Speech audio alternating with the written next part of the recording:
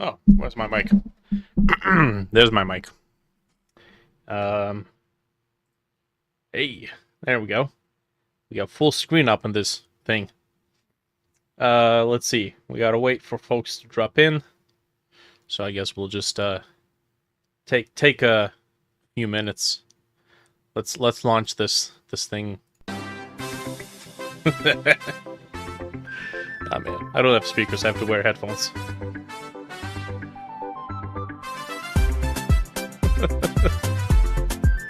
All right, I'll wait before cracking this open. In heaven there is no beer. That's why we drink it here. And when we are gone from here, our friends will be drinking our beer.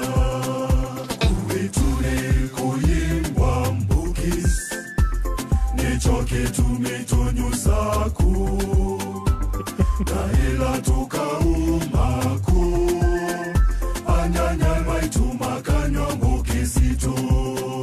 In heaven there is no beer. That's why we drink it here. And when we are gone from here, our friends will be drinking our beer. Kuitune kuyimbwa mbukis, nichoke tumitonyusaku, na ila tukaumaku, anyanya maituma kanywa mukisitu. In heaven there is no beer. That's why we drink it here. And when we are gone from here, our friends will be drinking our beer. Kuitune kuyimbwa mbukisi, nichoke tumitonyusaku, na ila tukaumaku, anyanya maituma kanywa mukisitu. All right, that's enough out of that. Okay, so what's the task? My mic is clipping a little bit, so I need to tone that down. And I don't have access to the thing to tone it down. At least not easily. Oh boy. Too much equipment. Come on. Oh, okay. I think that should be okay. Right. So, here's the spiel. There's a game idea. It's not a new game idea. Riding off of this trend that I think has pretty much already passed the paranormal investigation trend that was kicked off by the game called Phasmophobia. That's an interesting trend. But something that I've been noticing is that every game that does paranormal investigation strictly focuses on just super simple, downright like predictable cookie cutter game mechanics. And that would be identify the ghost, and then get like the ghost name. And some of them are about like vanquishing the ghost, right? Exercising the ghost. And that's it. Now, maybe those are fine enough points, but every game goes about it in a very cookie cutter way. Like, for example, Phasmophobia just outright gives you the name of the ghost. You can use that as a game mechanic to antagonize it and get some interactions. But it starts getting very technical very quickly as you continue playing the game, down to the point where it's kind of like, is there anything else to it? So what I've been noticing is that when people play games like Phasmophobia, they actually get the whole gameplay down to almost like a science. They'll get their min-maxed optimized items from the shop, and they would just enter the level. They already know where to go. They already know where the ghost is likely to perform some behaviors. They'll say, oh, like, these locations are much more likely to have events in them, so just go straight for that one. Certain items that you can purchase to try to pass the game lose their value once you start feeling out for what they're about.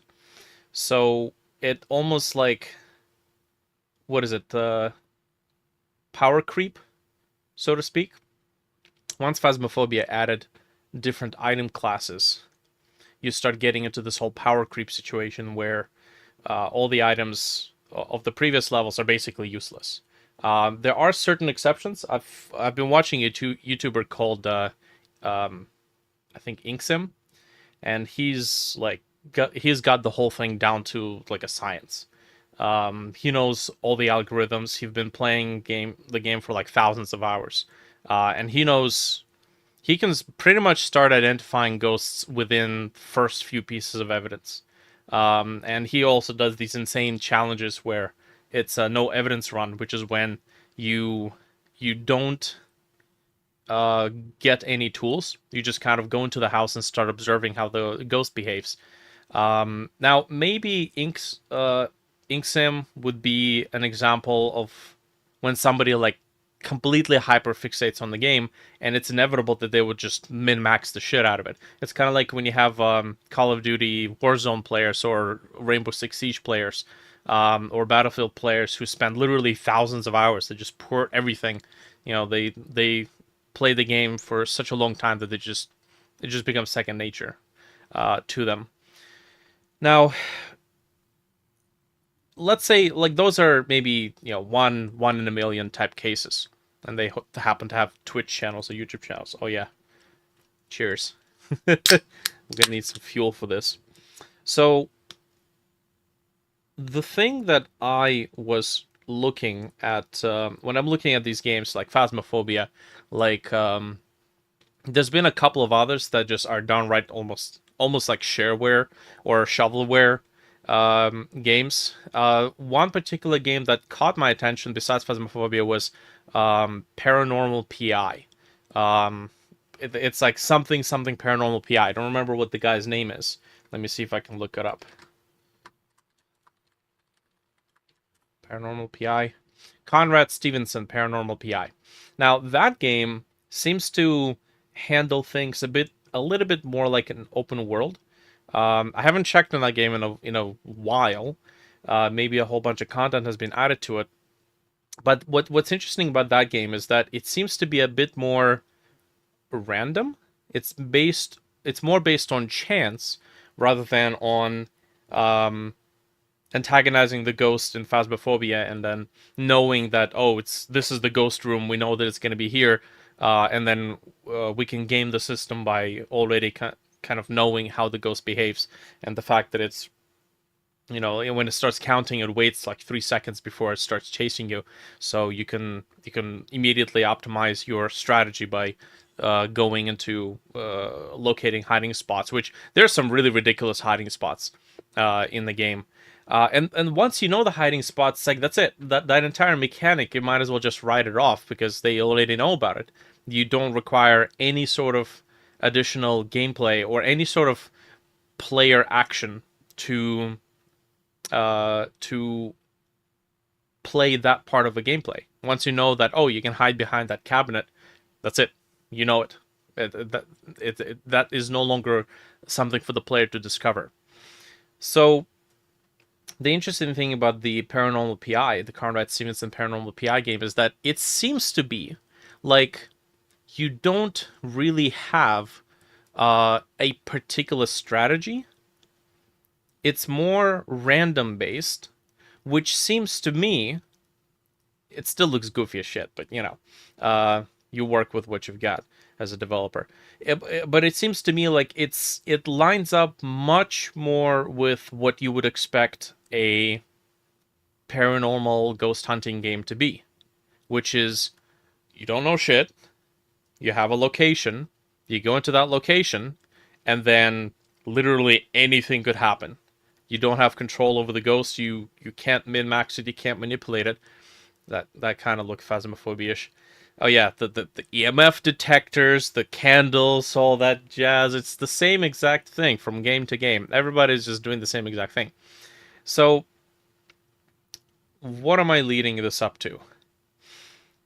I wanted to see if it's possible to make a paranormal ghost hunting game, and I'm just talking about conceptually right now.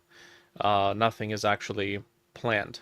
For once, I'm actually doing the design and the thinking first before going balls deep into actually making the game and then wondering what the hell am I making here.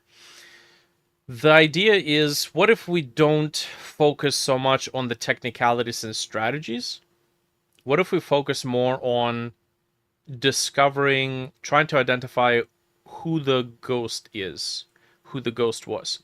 So, for example, there's no types of ghosts. Um, Multiple games do this whole ghost type thing, and you have to identify what type of ghost it is. And then with Phasmophobia, that's the end of it. And with the other games, you then have to use that information to vanquish the ghost. What if that wasn't even the point of the our game, for example? What if the point of our game was to correctly assemble a list of facts about the ghosts past? So we're thinking one of the most obvious ones is, okay, we need to figure out the name of the ghost. I've seen several games have their solutions to this, which is like the most cookie cutter thing, writing on the wall. Oh boy, scary, right? Well, and what do you have to do for that? You just have to wait for a random event to appear, which, yes, on Paranormal PI, I said that the randomness is the interesting thing, but now I'm saying, oh, the name just randomly appears on the wall. Well, that's the thing. Like, I'm thinking there's got to be a balance between randomness and then having something for the player to do.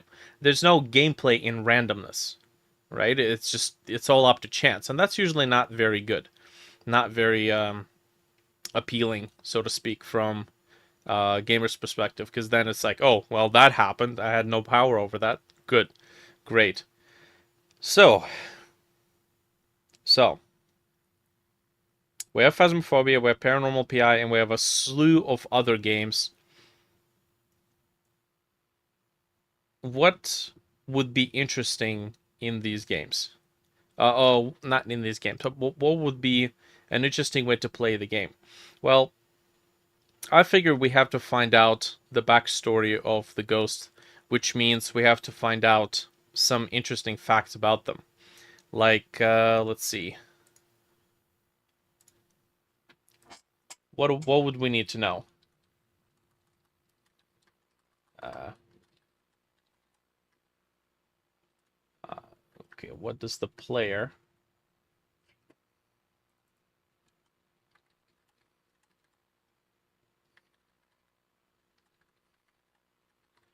about the ghost. So what does the player need to discover about the ghost?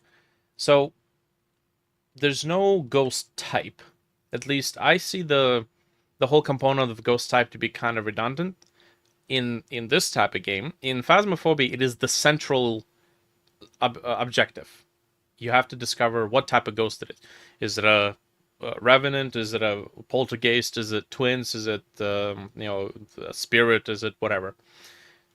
The problem is that you have all of these different names for different types of ghosts, but when you really play the game, all those different names really boil down to is just slightly different parameters, like slightly different walk speed, spawning of a fingerprint on a door if they interact with the door, which, if you play the game for the first 10 hours, 15 hours, okay, sure.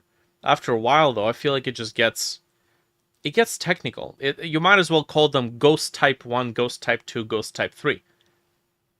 There are some exceptions, like Revenants have this, or not Revenants, Banshees have these ghost events where they can scream if you have a paramic enabled.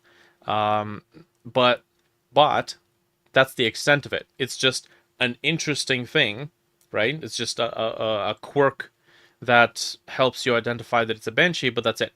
That's the grand extent of that entire mechanic.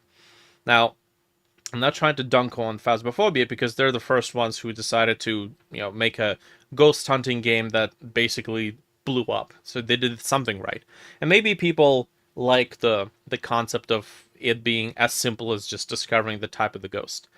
I wanted to see if it could be improved upon. So there was an idea that I had, and the idea was to have the player type the details about the ghost they discover into a notepad.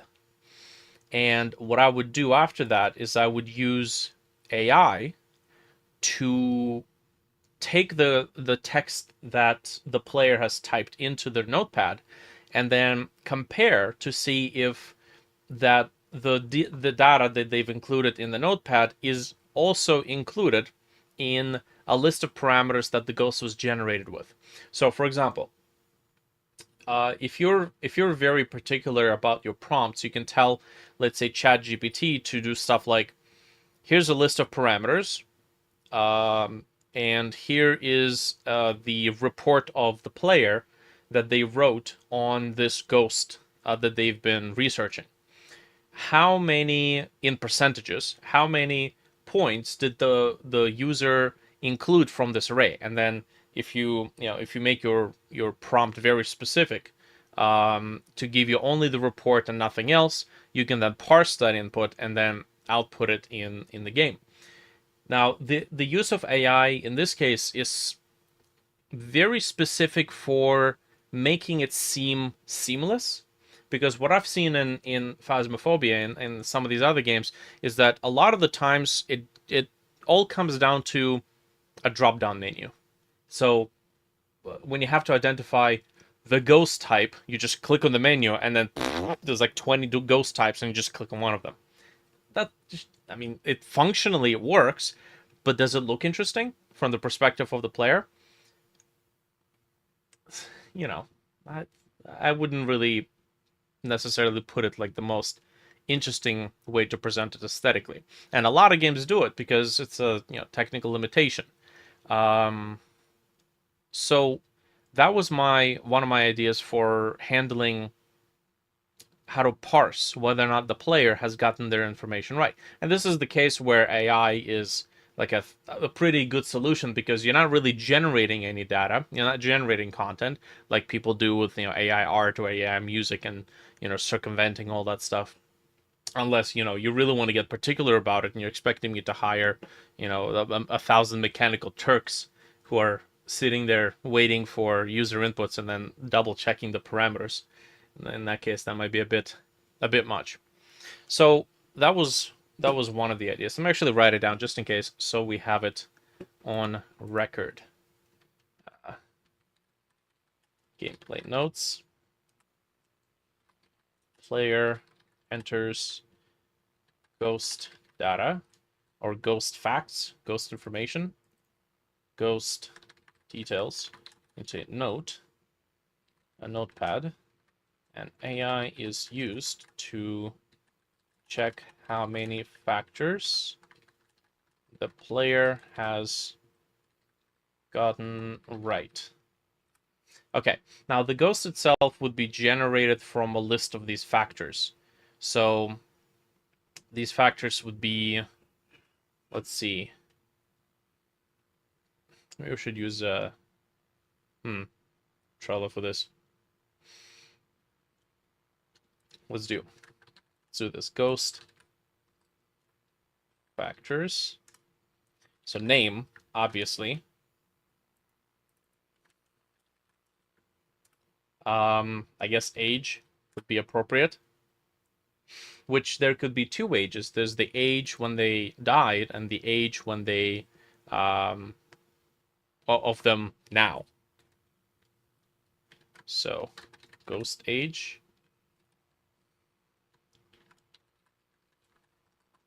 So let's say ghost specter age and then age of death. Okay. So we got name, ghost specter age, so how old is the ghost in real time since they lived and died, and then age of death. Probably type of death, right? Okay.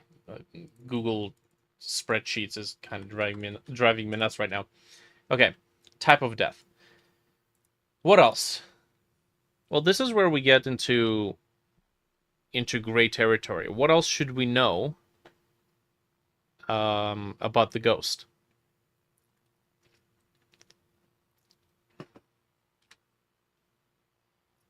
Should we know their marriage status? You know, they had a husband. Did they have a wife? Did they have kids? Does it have to get down to as granular as what's their favorite color? Hmm.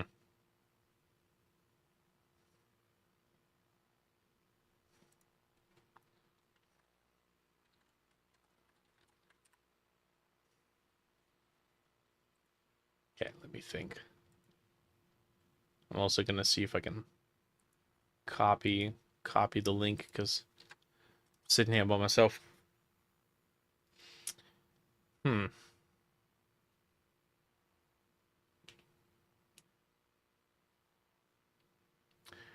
So, ghost factors. Ghost story of the ghost.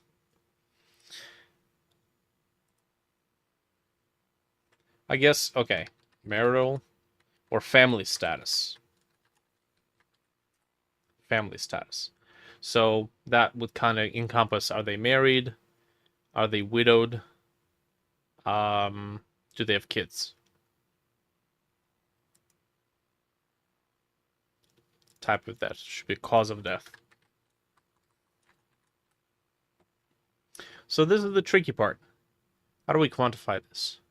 Also, you know what? There's always a chance that my chat is just not working. Let me double check this.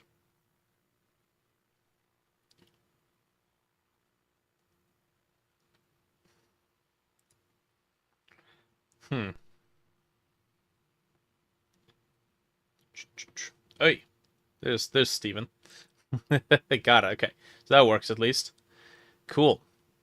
So we have name, specter, age, age of death, what date of death, I guess. Nah, age of death would be okay. Maybe date of death actually would be better.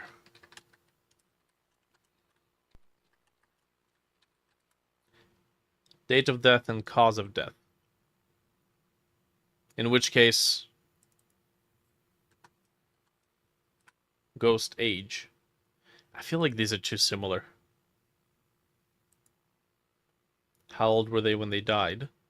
And how old is the ghost?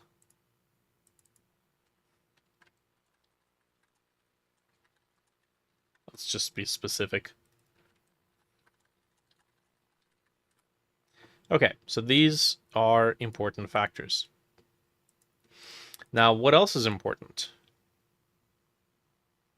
I don't think we need to know their favorite food or favorite color. Favorite recreational activity? Hmm.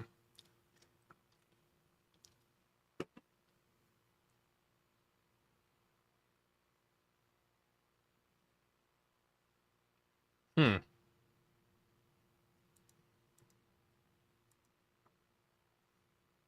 And not only is there a question of what data do we need to find, there's also the question of how do we go about finding it.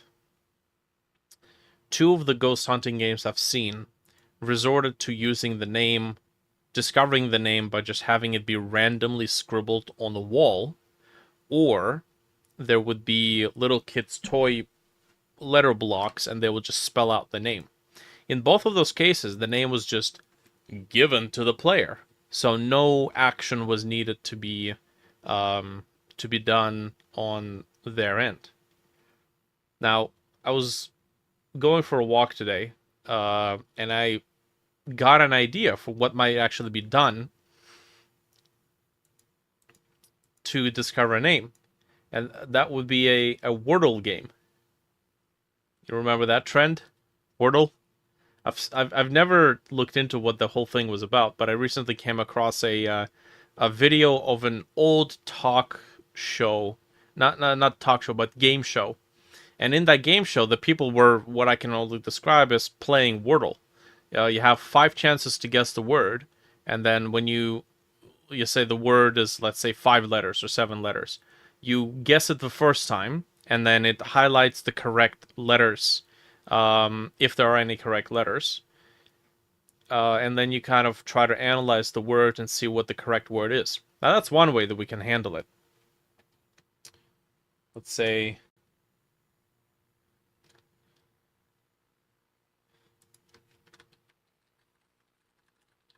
discovering the name. Wordle. Do you imagine putting the ghosts to rest or exercising them as a function of the intel gathering? Yes. So the idea was to add a little bit of a time constraint. Not a time constraint, actually, although a time constraint is a nice way to spice up the gameplay. You have to discover the ghost within a certain amount of time, which isn't really. Oh no, it's kind of a thing in Phasmophobia because you have your sanity, and your sanity goes down. And after the sanity goes down far enough, you kind of get into danger hunting territory. Yes, so if we have enough of these components, we could say figure out the percentage of how many of these the player has gotten correctly, and then what happens is that this job goes into the pool of identified ghosts, and there's a random number generator that uses the percentage of how many correct answers, factors you've identified, in order to, let's say, have a random chance of resolving or failing the ghost. And it would be kind of like a time constraint type thing. You're not the one who is exercising the ghost. It's gonna be done on a timer, and every job you do is sort of kind of like a single day passing by, or a single whatever time period passing by. So you can resolve, let's say you go to a location, you identify a series of factors about the ghost, and when you finish, that job goes into the pool, and let's say that job says it takes 2 days to resolve. Okay, so you finish the job, you then have to do two more identifying routines in 2 other locations, or could be the same location once or twice more. But as long as you do it 2 more times, that's the timer that finishes counting. Once it's done, the percentage that you scored is going to determine whether or not that ghost had been exercised correctly. Now, that is kind of done for you automatically. It's not really technically gameplay. The only thing that's part of the gameplay is how much effort you put into discovering, well, the factors.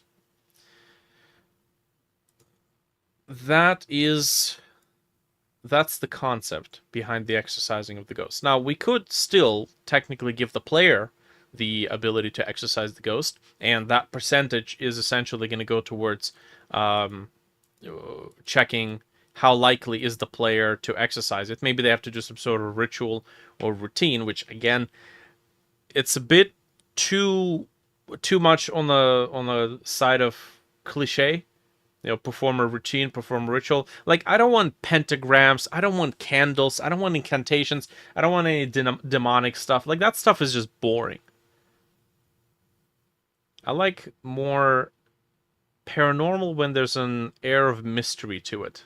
There's nothing mysterious about demons. It's just, oh, let's draw a Star of David with candles at all corners.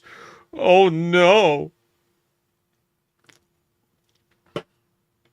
So that's actually, I don't think it's a Star of David. I think it's just a 5-point star. That's the challenge, so to speak. Let me see if I can mark this in orange. Discovering the name.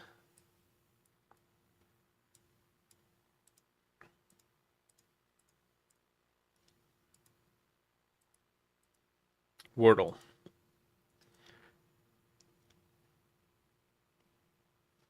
pentagram. Yes, well, hold on a sec. I'm just looking at the visual presentation of pentagram. Okay, yeah, almost. Not quite. Yes.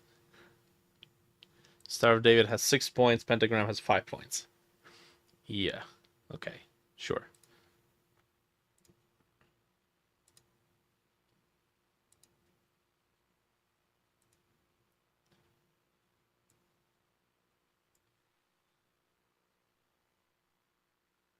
Hexagram. Okay. Cool. So yeah, I don't want to go down the cliche of exercising the ghost in conventional methods. And that's even the exercising part is the exorcising part is like way past the identification part. The part that I'm wondering right now is the identification one. One of the games that I looked at, one of the ghost hunting games, literally has you shoot a ghost with a gun that has a bullet laced with some chemicals. You shoot the ghost with a gun. I kid you not. You shoot the ghost with a Glock. You pop a cap in its ass. It's yeah. It's very goofy. Like some of these games, like second grade games, they really lean in on effects. A lot of particles, a lot of walls of fire that block you from entering or leaving the area. Stuff like that. It's it feels like a cash grab. And it is what it is, but at least Phasmophobia tries. Paranormal PI does paranormal stuff really well. As far as I know, they have a lot of like custom interactions. Um, as far as I know, there's no ghost types. It's just different ghosts in different locations. If it's in a house, they might appear kind of like half transparent walking through a hallway. They might throw a bunch of plates. They might turn the light on and off. So pretty standard stuff, but it's much more random, and you can't force a ghost to do it. That's one thing that I'm not a huge fan of Phasmophobia, is that the player has the ability to affect the ghost maybe in just too obvious of ways. It's too on the nose.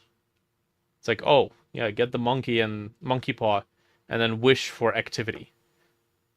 Oh no.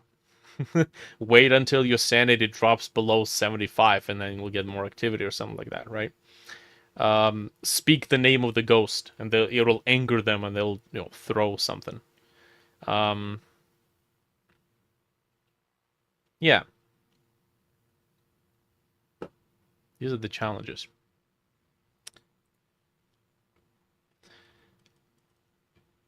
Man, what I gotta do, a monetary reward to get more people to show up to these? We're just talking. Right. How do we discover the age of the ghost? How do we discover the date when the ghost died? Cause of death, family status. The more you know about the ghost, the more likely you can exercise it. I think that's a good way of putting it.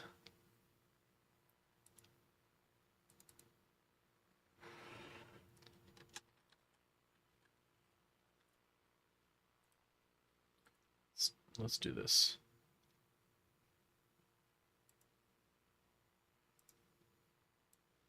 This isn't the most optimized way to do it, but okay.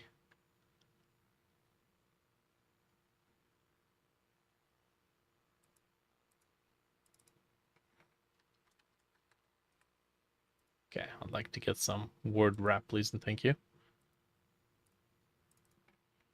The more we know about a ghost, the more likely we are to exorcise it.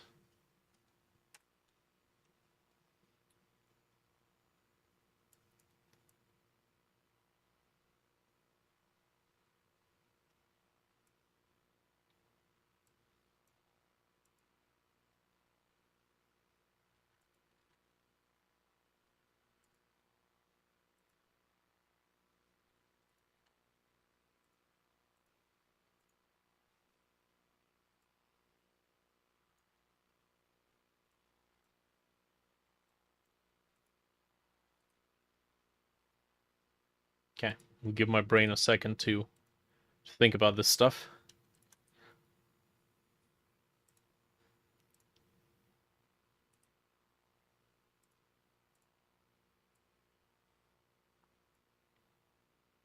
Discovering the name Wordle is a pretty good way to do it.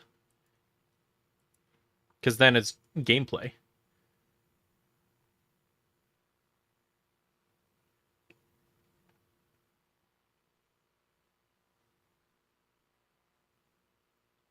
Boy, so conceptual. Future Lord, eh? Well, that's one way to put it. Okay. I guess I could just freeball some ideas for any of these and just move around them. One particular thing, and I don't know if this is even possible, but I want to see if it could be possible to make it not so predictable.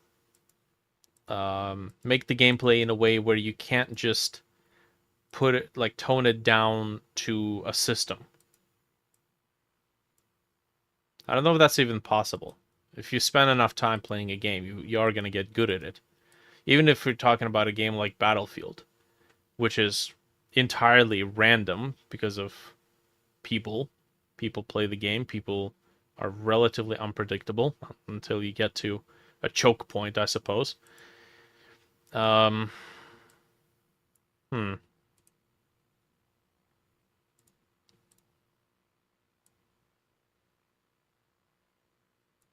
Discovering the age of the ghost could be quite simple as narrowing down the range of numbers. When you go, let's say the number you're trying to discover is 32. Okay, so you say, is the number 15? Okay, is the number less than 95? Okay, so it's between 15 and 95. What if you go, is the number larger than 45 and less than 80? And then there will be some sort of an interaction that indicates that you're no longer in that range. So you have to dial it back and say, okay, so 15 and 95 was correct. So what if we do 15 and 70? And it will do an interaction that indicates that you're honing in on it. You're still within range. The Blueprints demo. I haven't. I only saw a poster pop up on Steam for it, and that was basically the extent of it. Let me double check that.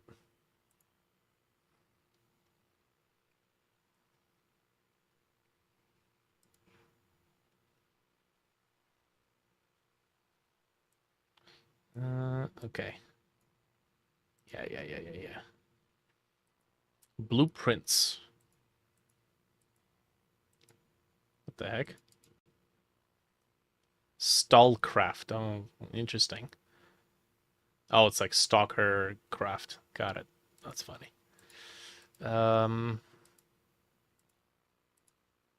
Okay, it's no longer on the homepage. Blueprints.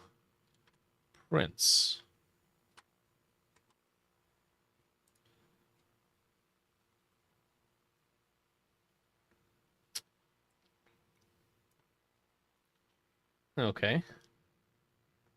Yeah, that's looking nice. You got that telltale painted style to it. At the edges. Oh, this voice. Dang it.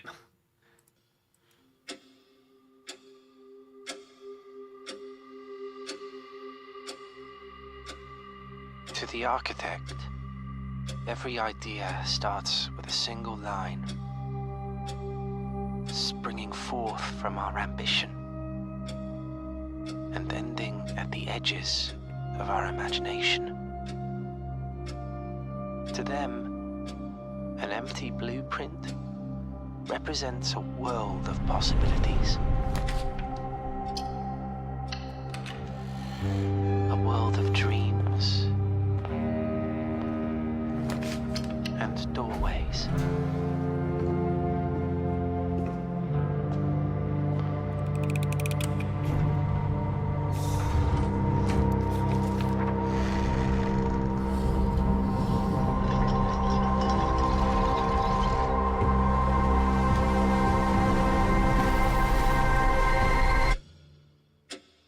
Got a mist vibe to it. With all those observatory pieces. Room 46 await you. Ooh! What's in room 46? I gotta know. Interesting. Now this is the demo, right? So the full game isn't out yet. Okay. I think I'll wait for the full game. I don't tend to play demos because I'm like, okay, if I like it, then I have to wait for it, which is pretty much the job of the demo. But this looks interesting. I'll just add it to my wish list, and once it's out, it's out. The demo isn't available anymore, rip. I can add it to my library. I'm not going to. I'll wait for the full game. But yeah, very cool. Not entirely sure as to what the gameplay components are.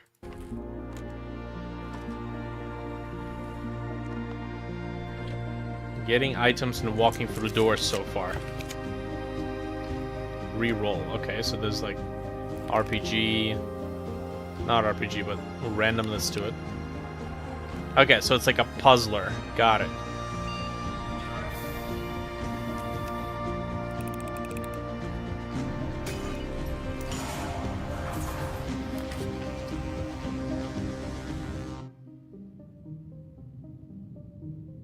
Okay, that's cool. Yeah, I'll add it to my list. Yeah, nice. Yeah, I saw it pop up briefly on my home screen. So that's quite interesting. Alright. Now, back to the grind. Back to this. What do we got?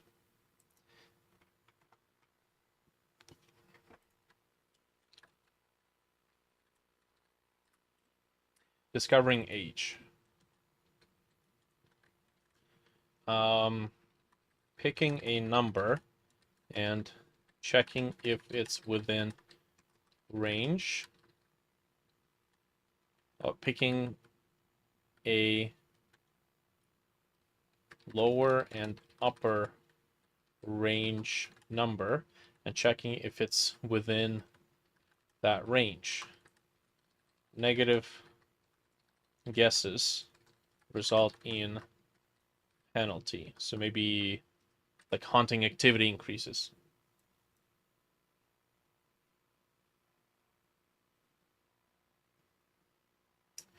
Billy can explain what's going on. So we're doing a bit of brainstorming on possibilities of how to present interesting gameplay mechanics. So imagine a ghost hunting game where the concept, the overall goal isn't to identify just the type of the ghost, but you have to collect as many correct, valid pieces of information about the ghost in order to increase your chances of exercising it. Let's say for now, the part where we exercise it isn't our job. We're going to borrow that from Phasmophobia, where your job is just to identify these factors. Now, Phasmophobia only focuses on the type of the ghost. That's like your one and only factor that you need to identify. Once you are relatively sure what the ghost type is, you could just bounce and, yes or no, and that's it. You could do additional challenges, but those are just secondary. The core gameplay is just one thing, identify the ghost, which works for Phasmophobia. That's what they decided to go with. I am generally much more interested in, let's say, when a story is present, a narrative component is present. And when you find out about a character, you're finding out about their backstory, about their particular quirks of their character, finding out about their history, the skeleton in their closet, which that actually could be skeleton in the closet of the person who died. Like, this was a sweet old granny, but she was extremely racist. I mean, it spices up the character type, right? Um, ugh. How would you identify that? You just connect the mic and go around the house yelling the N-word, and then suddenly cookies appear in front of you. Oh, Grandma likes it. Hmm.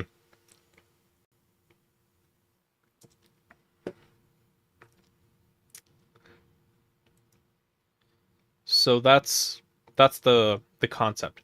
Now, the idea of making these procedurally generated is fairly straightforward.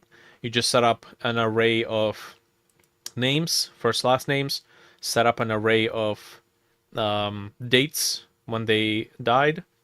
I'm pretty sure you could just do like month and year. The age of the ghost, cause of death, family status. That's just arrays. But the question is, how do you make discovering these pieces of data interesting? Go around holding George Floyd. Ugh. Yeah. Something within reason. Um, God, the potential for some very weird character combinations. Oh man, imagine it generates a name Martin King, but the character skeleton in the closet is that it's racist. Damn it, that's terrible. Um, right now, discovering the age, picking the lower and the upper range of numbers, checking if it's within that range. It's kind of guesswork, but there's a little bit of strategic logic to it. Eventually, you will hone it down to a proper age.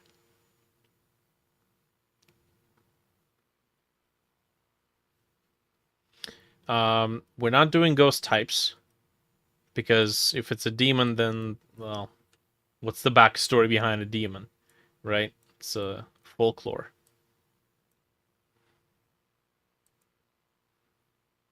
We could say the type of ghost being, is it a victim? Is it a murderer? Is it a peaceful passing? And I'm not talking about cause of death, because if it's a victim, it could be, drowned, hacked to pieces, shot, strangled. That would be cause of death. Um, that could be an interesting component. So, type of ghost, let's say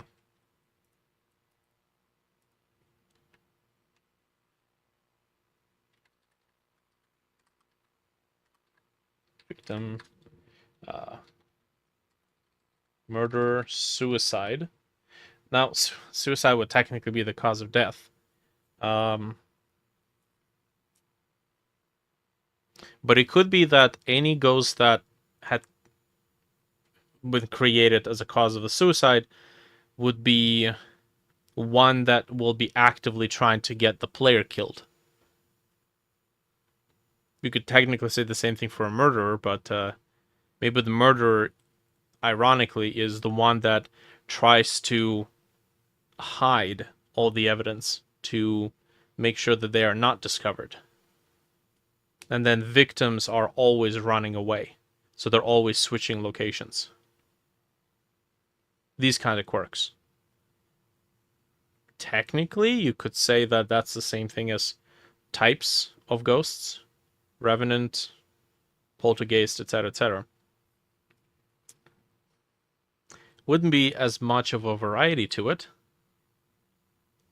Place of death. Okay. Location of death.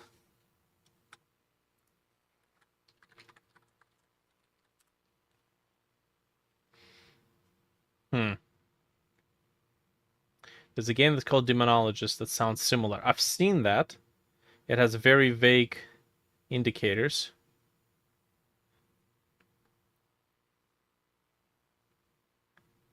Granny, featuring Carla. Granny is the very low poly PS1 style horror game where you gotta escape a granny's house. Unless you're still talking about Demonologist.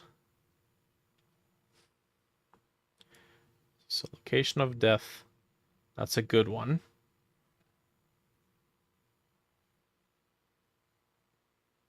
Now, we could also say whether or not the body is still in the location, but that is going to mean that you can game the system by saying, oh, yeah, there's a, let's say if it's a body in the wall, there's 7 locations in the house where a body in the wall could be discovered.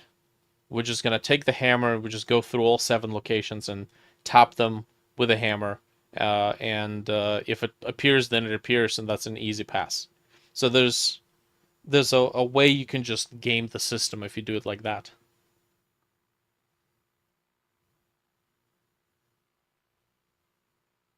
The location of death seems much more simple. Could say,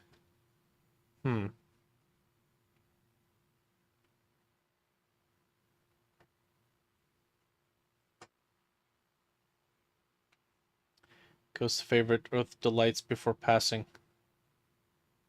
Favorite colors flow. Right, so that's the thing. Once we get down to some redundant stuff, it's like, do we really need to know their favorite color? Is it that vital? Arguably, it would be like an extra 5% to your finish factor, your finish percentage, but it wouldn't be that interesting. Now, the concept of having the body be still on location might be a fascinating one if we can make it...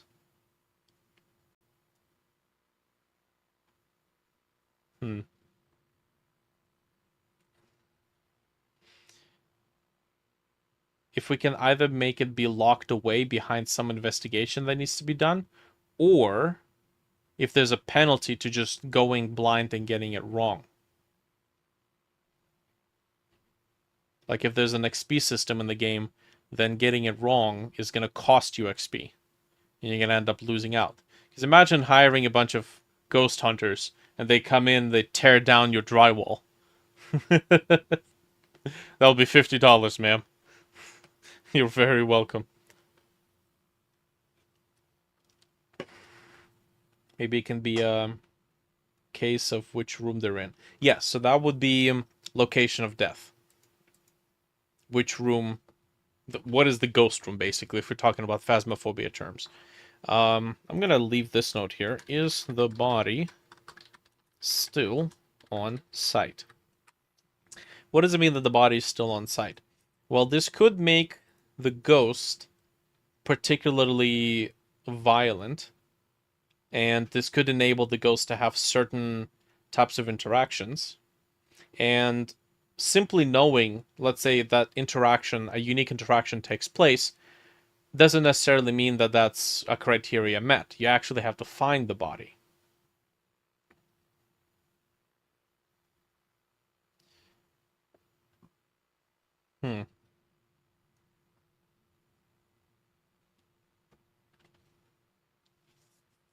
Okay, you know what? I am gonna see if I can get this on Trello, because Google Excel spreadsheets is a terrible place for this to be done. Let's see. Do I have any free spare boards? I do not. Actually, I could delete one. Hey, perfect. I could delete a project that basically has nothing to it. All right.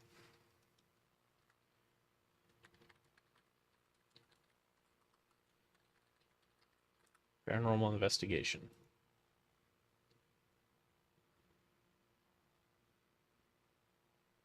You know what? I'm also gonna... I know this is gonna cause a copyright mark, but we need some mood music here. Let's go.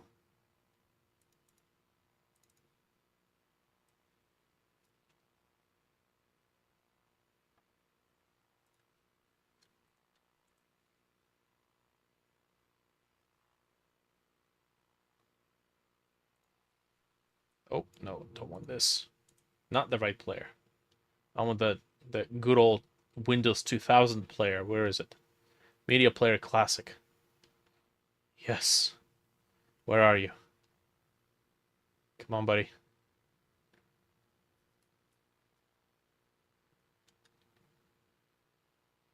Maybe it can be close to which room they are in. I think that's what you meant to say.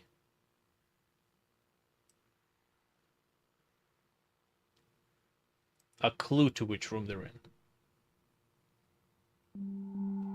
Nice.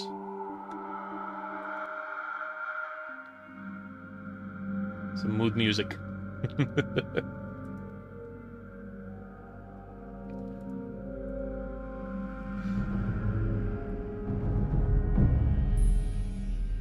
Okay, so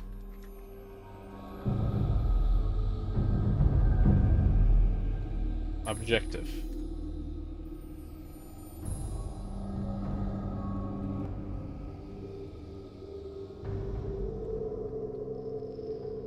Identify ghost name.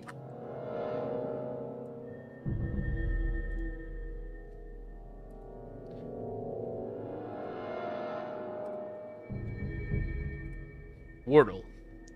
That was one idea. I guess it would be any sort of word guessing game that could be done.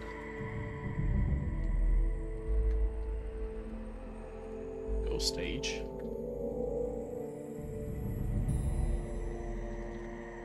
Person's age at death.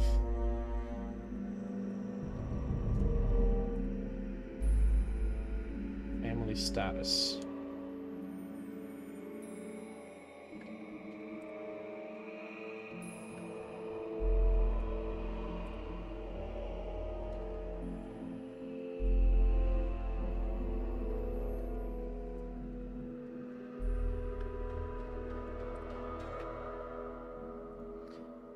So let's do a checklist.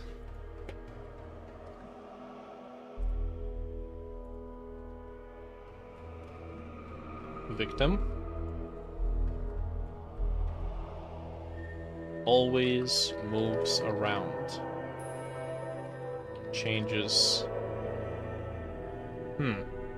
What do they change their ghost location? I mean, I guess that would make more sense. So, Phasmophobia has the whole ghost room, identify the ghost room mechanic, which is just a matter of walking around with a thermometer and seeing when the temperature drops below a certain amount. Once you know what the ghost room is, that's it. You can just take all of your activities in that ghost room. There are some ghosts that move around, so after a certain amount of time they will switch what the ghost room is. Which I wonder if we're basically doing the same thing. Always moves around. Does not have a specific... well, they would have a death room.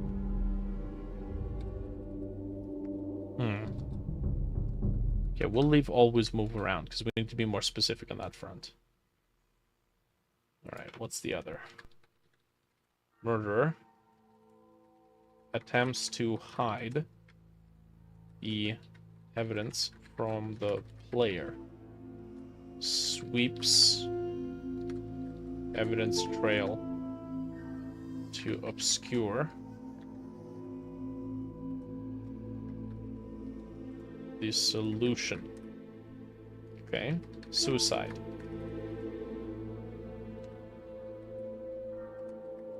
Jealous of the living, haunts the player to drag them into the dead realm with them. Okay, so that's the ghost type. I don't know what other types we might be able to have.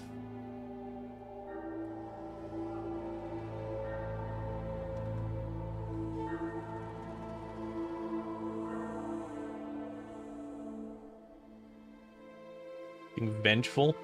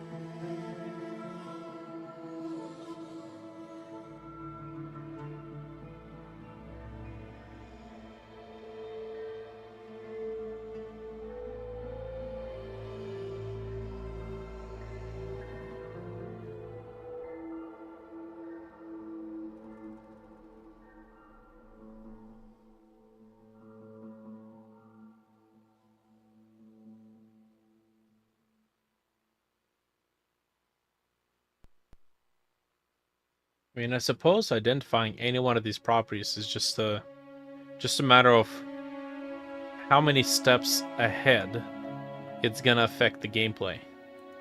So let's say you identify that the ghost is a murderer. Okay, how does that affect the gameplay? Well, we could say that we need precautions against murderer type enemy, which is basically crosses and yeah, crosses and candles in Phasmophobia. So not much different.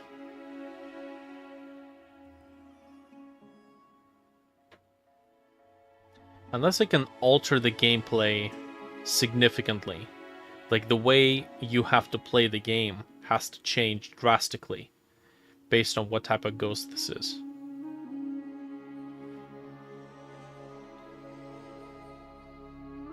How would you identify what type of ghost this is?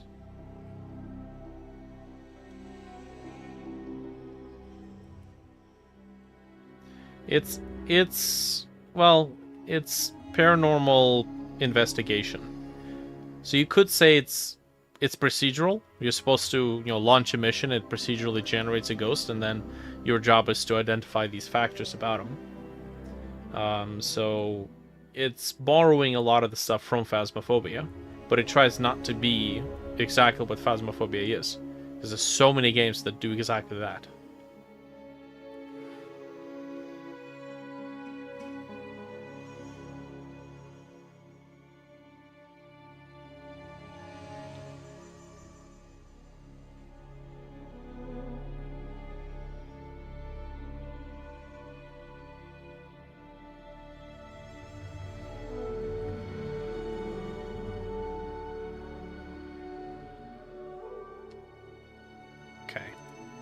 Let's go over here. Age. Ghost age. Person's age at death.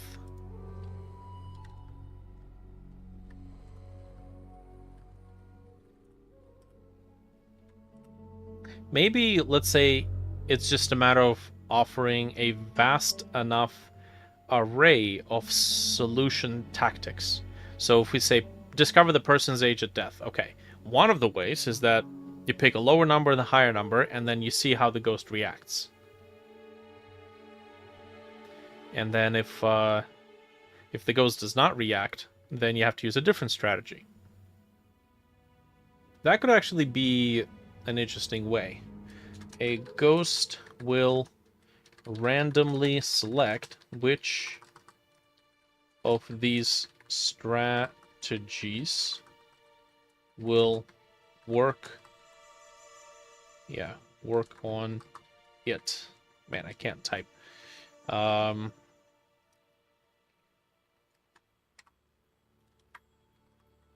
Player has to try them all until they find which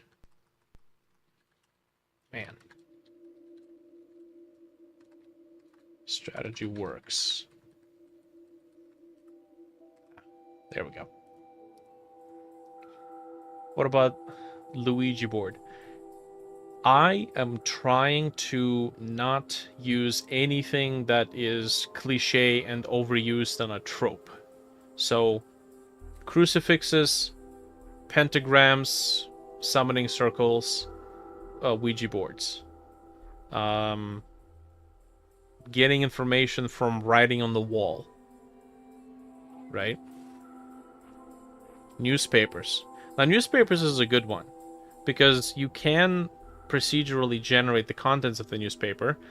There would have to be a lot of it. Newspapers could work, because then there's a research component to it. Is it fun? Right?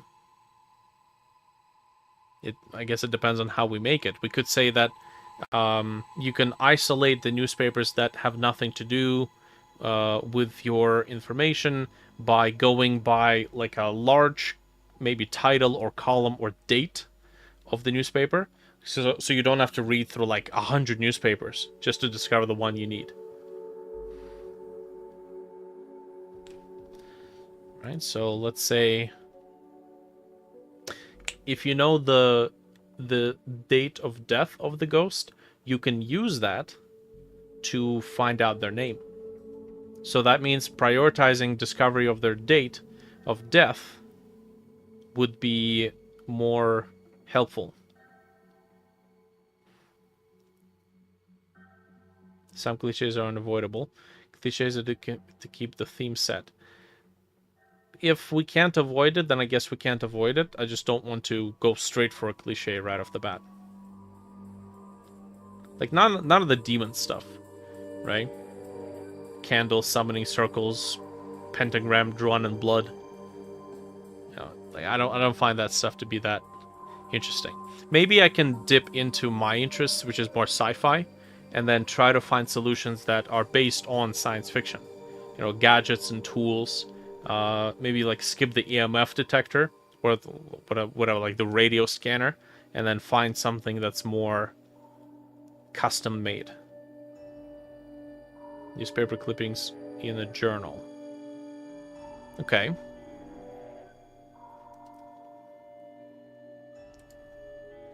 Identify the ghost name.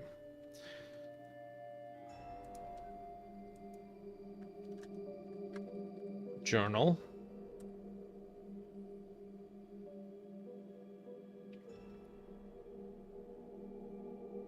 How do we identify a journal? Do we have to populate the game full of books and they would be real books? And then you just have to go through them and figure out which one's the journal?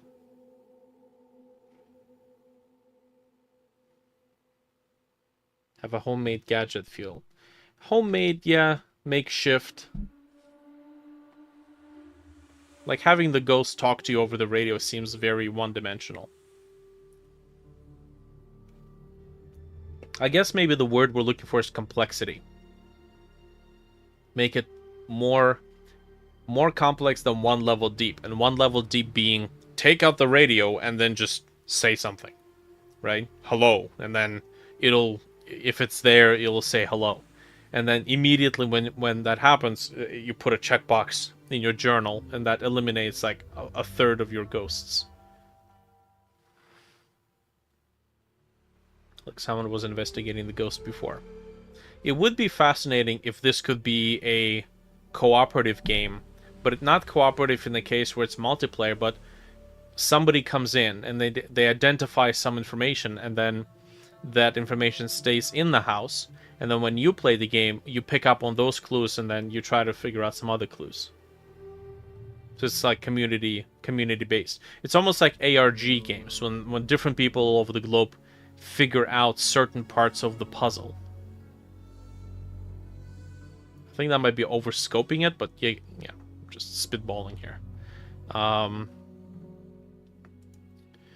Journal. Okay, so what if we do newspaper article, death. Must match the date of death of the ghost. Player must discover the date of death first. So either the newspaper article tells about the date of death, or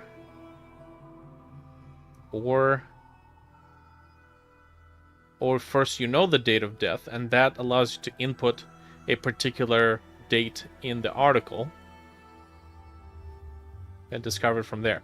Something actually that I was toying with is the idea of giving the player a chance to return to the same site multiple times. So maybe, let's say, you do a paranormal investigation inside of a resident's house. So that resident's house now has that particular mission locked on to that location. So you go there, you collect whatever information you can, then you leave the location without discovering what the ghost is, but you have gotten some information from it. So you go to, let's say, the archive, right? The library archive. And then in the library archive, you say, oh, I found a date. I'm going to use that date and input it into the archive machine, and then it's going to give me like 5 randomly generated articles. Maybe they're pre-generated, the pre-written articles, but the names are different. And then the player can figure out the correct article. I mean, technically that would work, because all you have to do is swap out the name of the subject in the article, maybe the town where that took place, and then maybe there could be like 3 or 5 incidents in that town, but you have to further specify, you have to further isolate it by maybe a possible cause of death. Archive would work in a library, right? So you go to the library, you do your investigation, you come back to the location knowing what you've just discovered, and then you try to, let's say, the article said that the ghost, it's a murder victim. Okay, so you know, now that you know this murder victim, you could try to antagonize the ghost by making it relive the day of the murder. So you have to find the murder weapon, you have to place it in the correct room, in the right place, and you know, something else needs to happen. I've seen voice-to-text plugins for Godot, so we can program it so the player has to speak the name of the ghost and the cause of death into the microphone in order for that to be triggered, which is like a nice little bit of interaction. So let's see. To do. Okay, I don't need this. Player can enter the location and leave up to a number of times before the ghost, I guess, presence times out and the mission is failed. I guess the job is failed.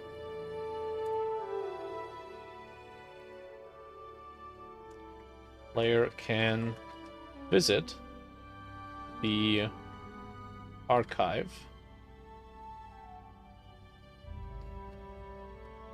and perform searches based on the discovered pieces of information.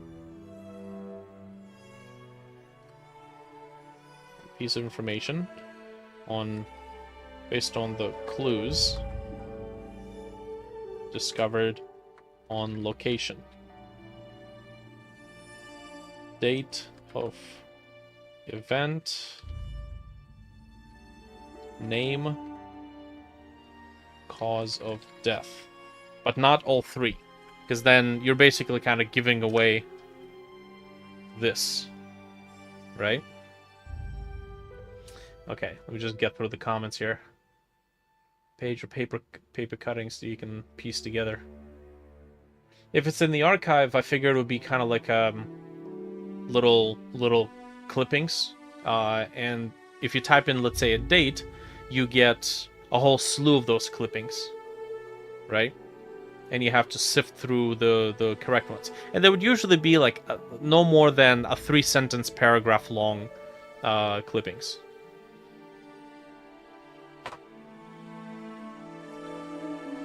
Cause of death.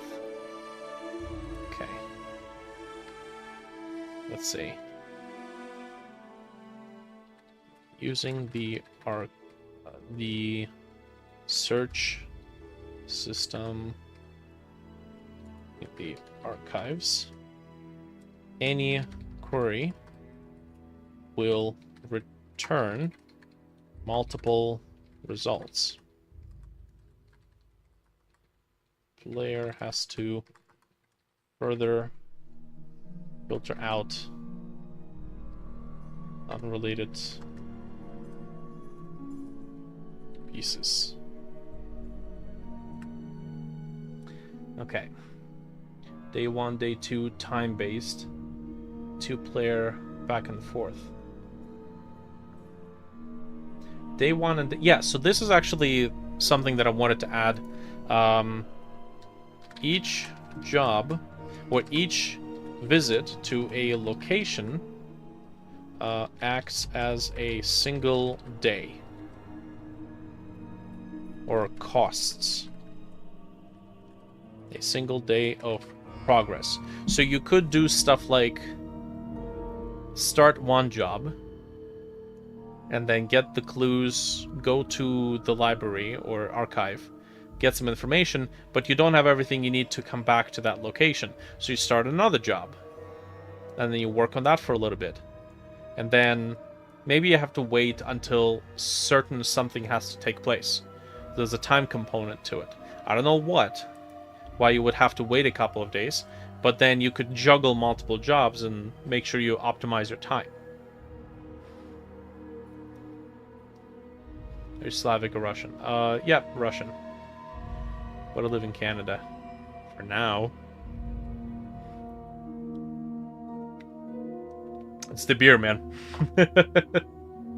My defenses are down.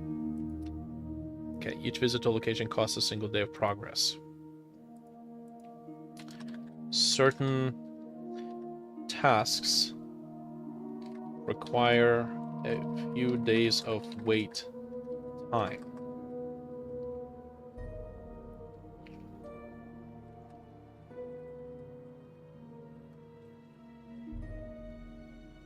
Should visiting the archive cost a single day?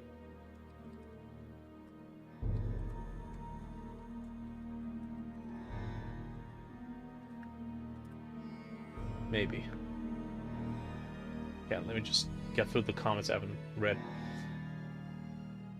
Visual representation, kind of like Black Mirror thing, if you're familiar. I've watched Black Mirror, yes, but on the side of tech instead of basic mirror.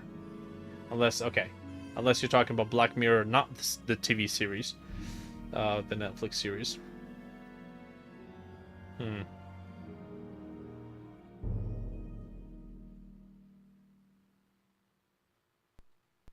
It's not a legible language, just pictographs. Could be. There's a question of generating pictographs in a way that actually means something. Blacked out mirror to see the dead. Ah, okay. Got it.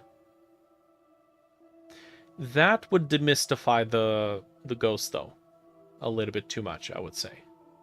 Being able to see the ghost. It's kind of like the mirror in Phasmophobia that tells you exactly where the ghost room is. It's like, oh, well, you know, there goes that game mechanic. Sure glad we spent time programming that.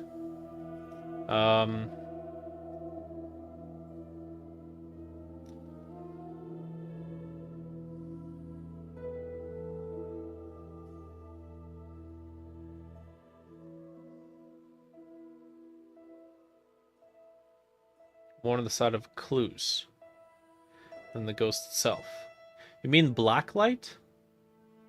Like the dark violet lamp you can use to reveal jizz stains?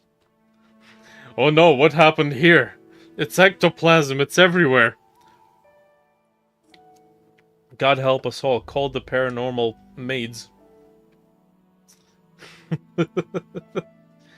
Black shades to detect clues. Yeah, well, okay, so it's basically UV lamp. Which could work. I'm not opposed to having like a black light or UVs. Because it is adjacent, sci-fi adjacent. I've got a raging clue. Nice reference. Oh boy.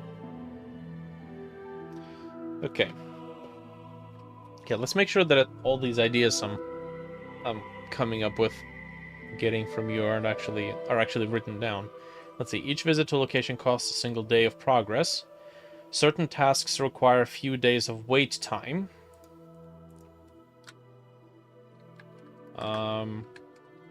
During which the player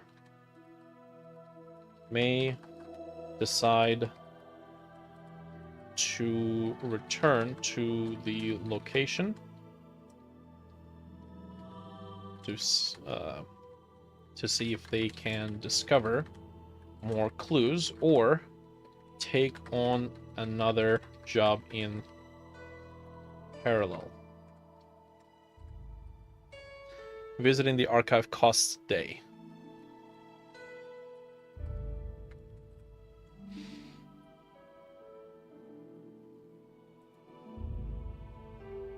You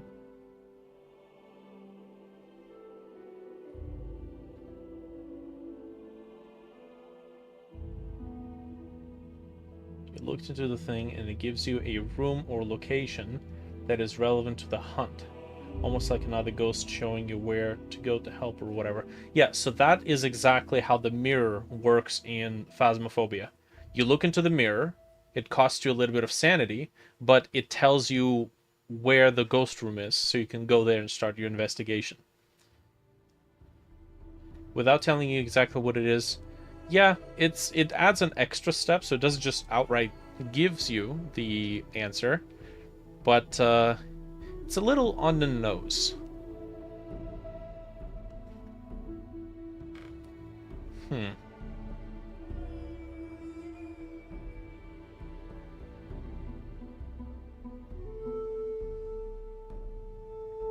Each visit to a location costs a single day. Okay, I like this concept because it gives the jobs non-linearity, and I believe with Paranormal PI, you also have the same concept. You could return to the locations and then continue your investigation.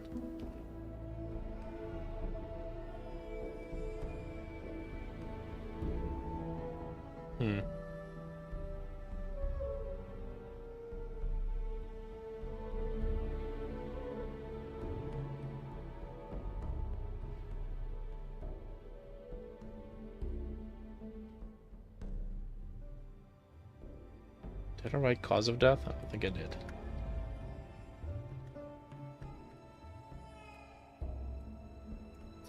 Cause of death. Now, okay, so here's an idea that I have. Discovery methods.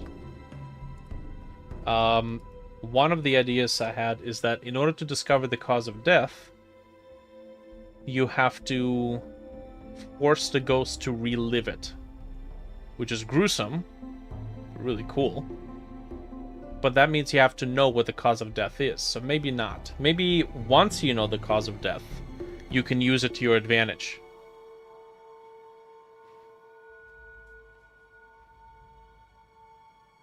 It would be a little awkward if the game generates the weapon of death or the cause of death to be suicide, but the weapon of death is a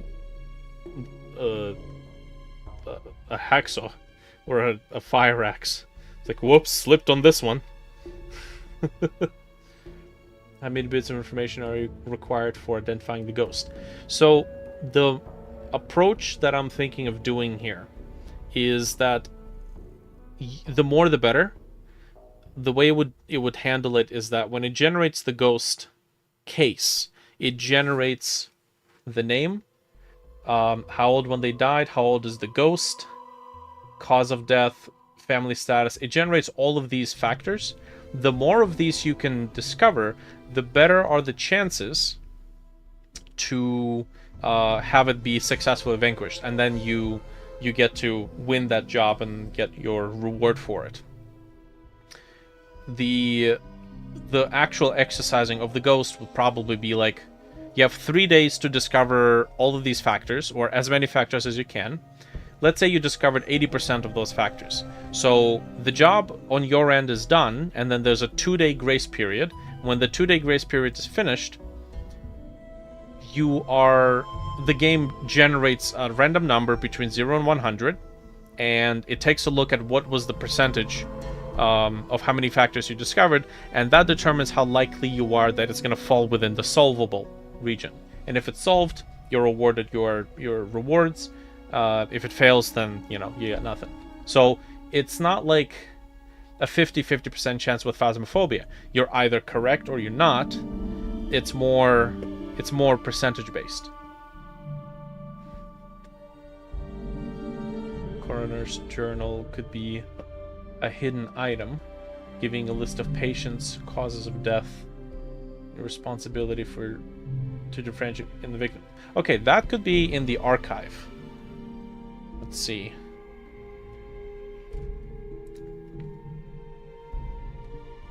Okay. So, data types. Okay. Events, newspaper clippings. And then we can do coroner's journal. So that could be, let's say if you're in the archives interface, then there would be several places where you can go. One of them is for journals archive, the other one is a coroner's journal or newspaper archive.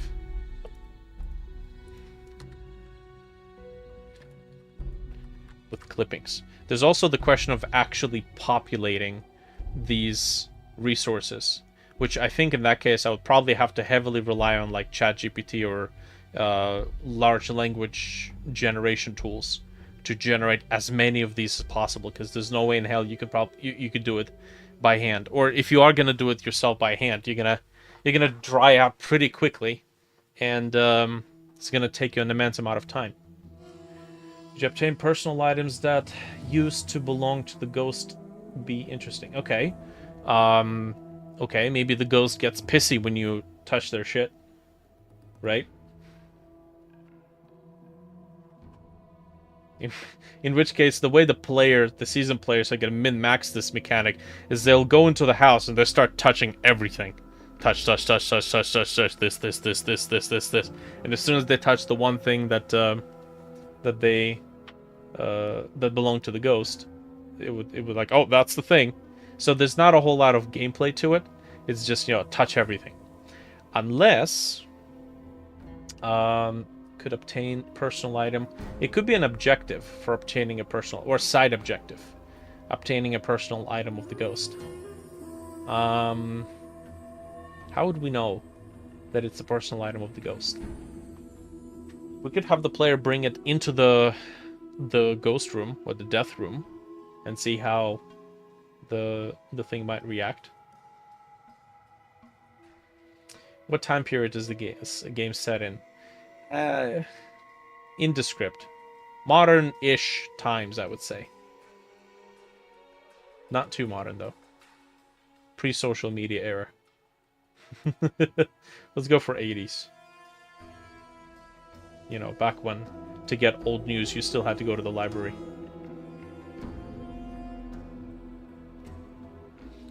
Your list of patients, causes of death. Your responsibility to differentiate the victim. That would be a pretty interesting approach, because it would be like...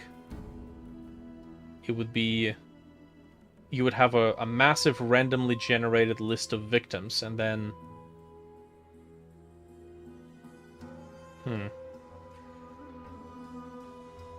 You'd have to have some sort of a notepad system, too.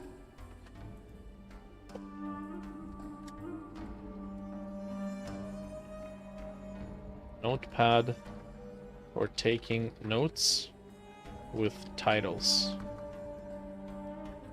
So we know that Steam has recently added a notepad system where you can take notes in the Steam overlay interface. So we can add something like this in the game for the player to take notes in.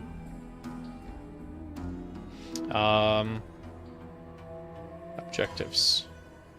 Now, obtaining a personal item is not... I wouldn't say that is a requirement. Unless it is, and there's only one of those items, you'd have to somehow identify it. Murderers could hide their personal items so you wouldn't discover it. Victims could cling to them. So you'd be like, you take this item and you put it into your vehicle, and then before you leave you gotta make sure that it wasn't snatched back into the house. That might be kind of fun. Let's see. Obtain ghost personal possession. That'll be last one of the season. Okay. Obtain ghost personal possession. Okay. Victim type ghost will steal the item back. Murder type ghost will attempt to hide the item and will become hostile when player takes it. Okay. Suicide type ghost will do nothing. He's indifferent. I don't care. Whatever. Take it, man. What do I give a shit?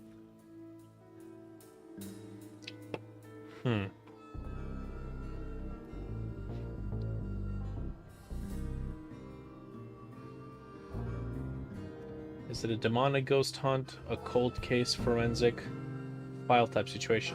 So, no demons, because demons don't have a backstory. They're folklore, so they're always the same. So you can't really like randomly generate a demon unless we decide that that is how our game works. But I don't want to go for demons because now you have a ghost and you have a demon.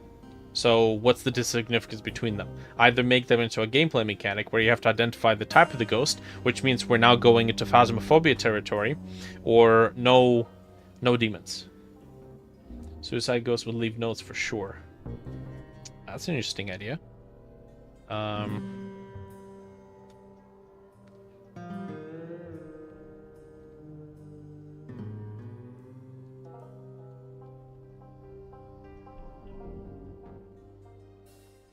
Okay, I guess the suicide one doesn't do anything. Gameplay. Identify ghost name. Type of ghost. Okay, so suicide leaves notes.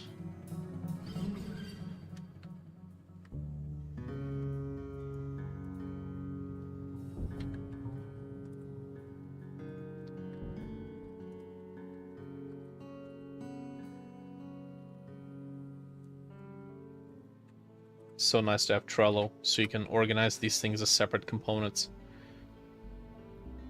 Okay, so these are behaviors then. Murder. She has dyed her hair red.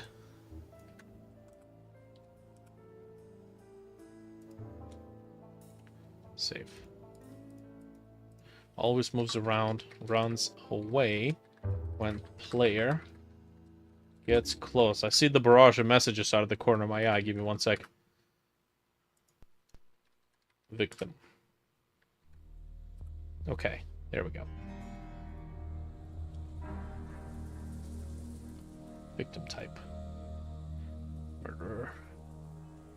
Type. Alright, let's see what you guys wrote. Modern cold case type situation. Yeah. Pretty much all of them would basically be that. Suicide ghost leaving behind mixtapes. It's got some 90s rap music. Notes, letters, random media that is not a weapon.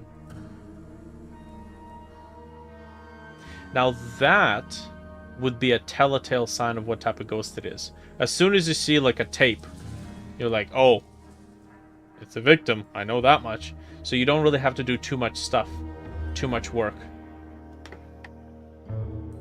Add complexity when there are red herrings. Okay, so that's how you would break that component. So some things are just like tossed in to throw the player off. How would you differentiate? Is it just random? Do you chance it? This is the case where we can't really make it be all by chance. The player has to have a way of identifying whether or not this magically appeared item has actually anything to do with what type of ghost it is. Weapon would be needed too. Yeah, so if it's a victim, must find the Murder weapon.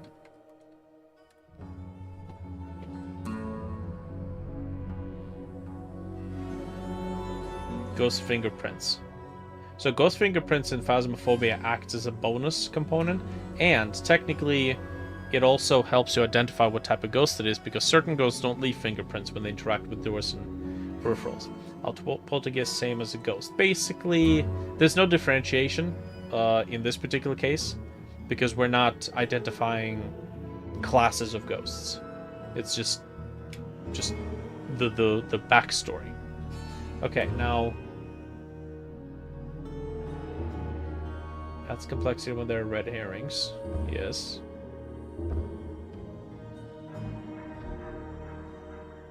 Unless a note was fake, the victim was murdered.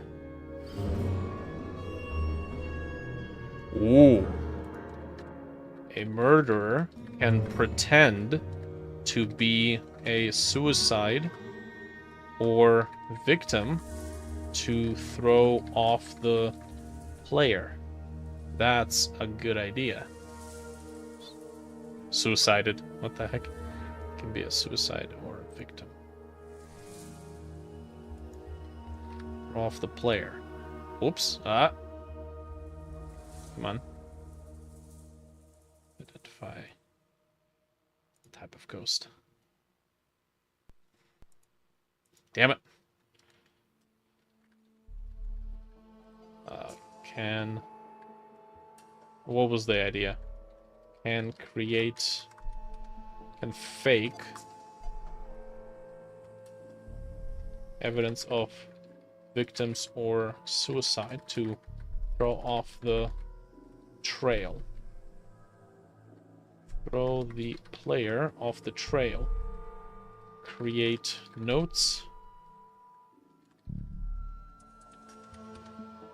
Fake suicide notes. And help, please. Okay, cool. So that means suicide type leaves notes. Ah, damn it.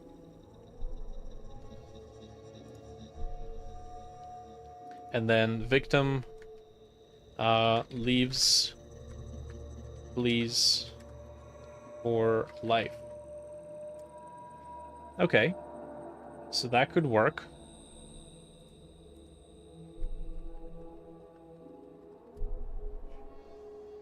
So that's interesting. So the ghost could try, the murderer could try to throw the player off the trail.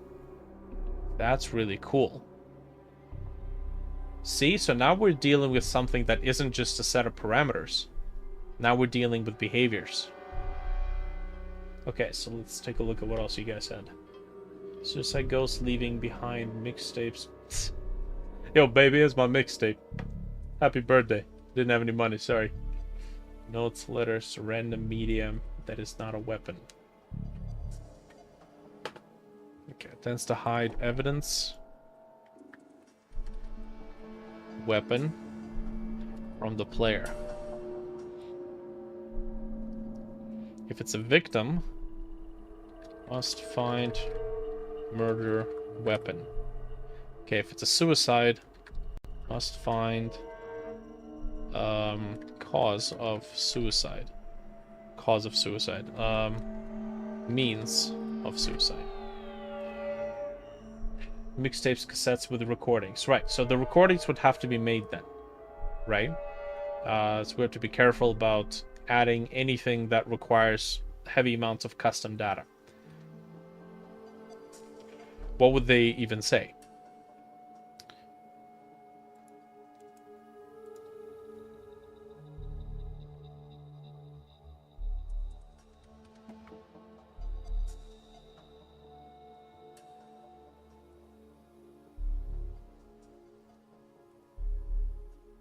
What other types do we have besides victim, murder, and suicide?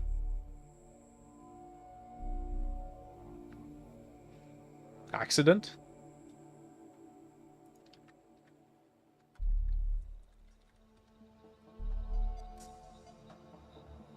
Okay. Accident types could be unaware that they're dead. They think they're still living.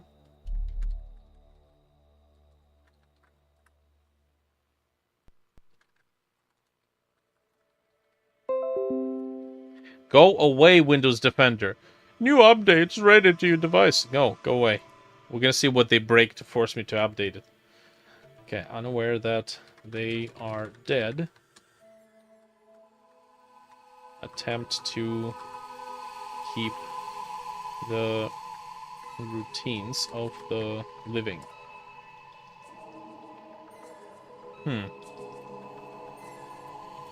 We'll put a pin on this one.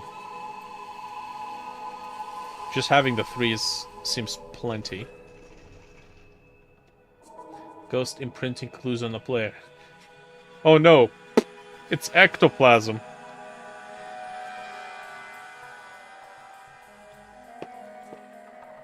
So what kind of clues?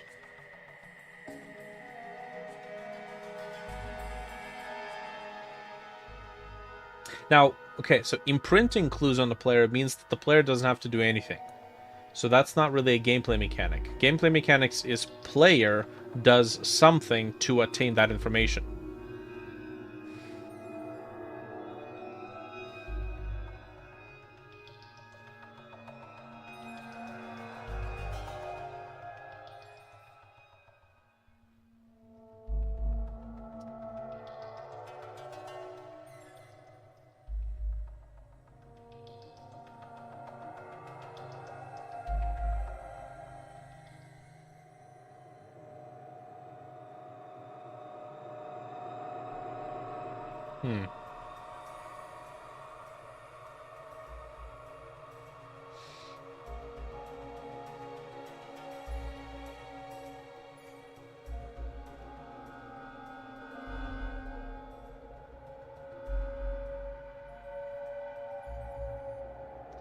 Okay.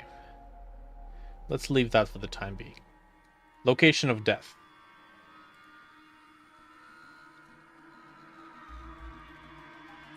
Discovery methods. How would we go about discovering the location of death?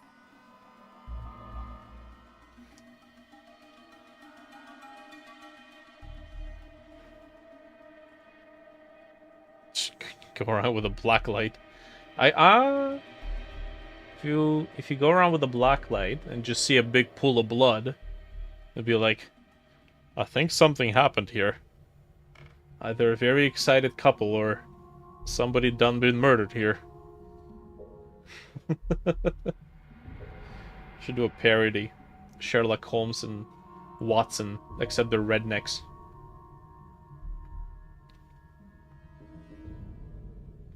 Get over here, Watson! Look at that old lady there.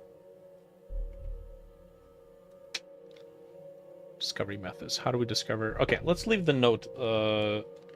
Use a black light to find a pool of blood. Okay.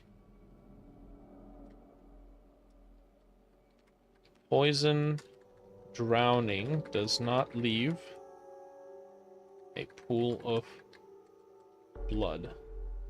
But that also eliminates those components. Or we could say forensic cleaning services were hired to clean the area, in which case there wouldn't be a pool of blood.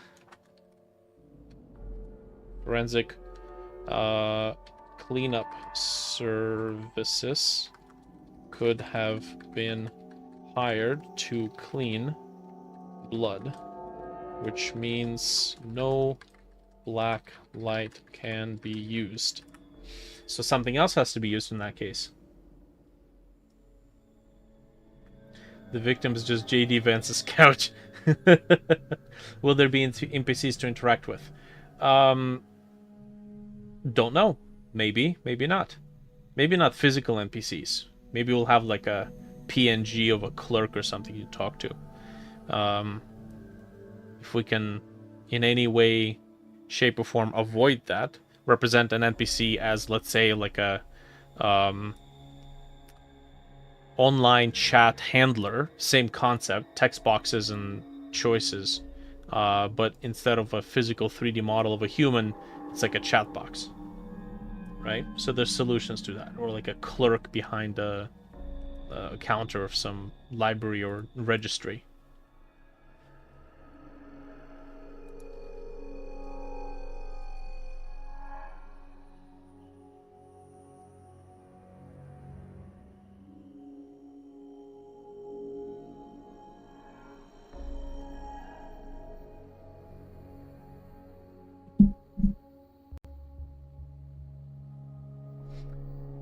Okay, besides the black light, let's say if it's either poison or drowning,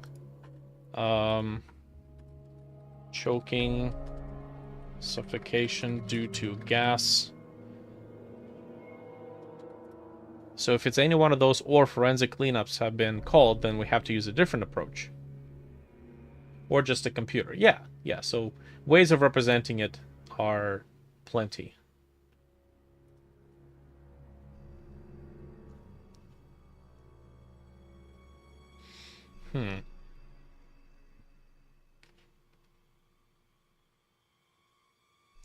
How else would we discover the location of death?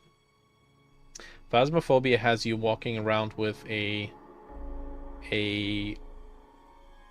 thermometer to check the temperature of a room. That's what they do.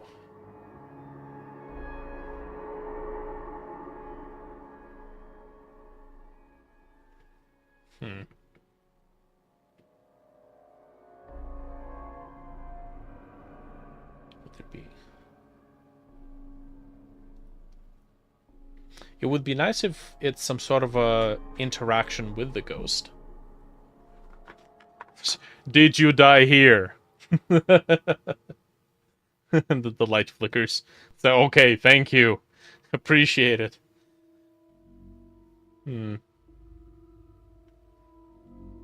Why does it smell here?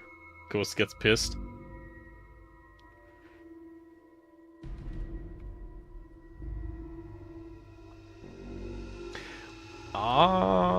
Okay, hold on. Summoning ritual. Non-cliche kind. The specifics of that we'll figure out after.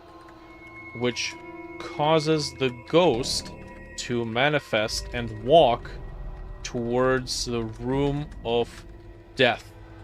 Causes the ghost to then become hostile, which makes this a high risk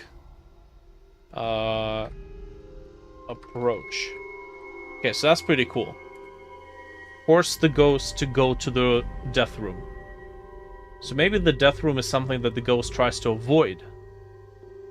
Personal items could be used to lure them. Okay. Personal possessions can be used to lure, attract the ghost to the death room. Okay. We could say that victim type ghost always takes their item back to the death room.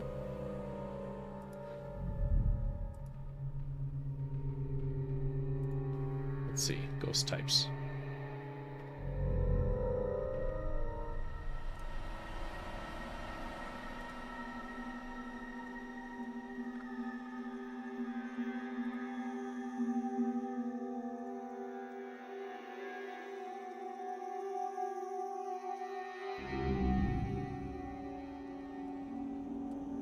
Now, the main issue that I find with Phasmophobia is that once you know about a mechanic, you can just keep gaming that mechanic, and you don't necessarily have to explore other ways of identifying a ghost.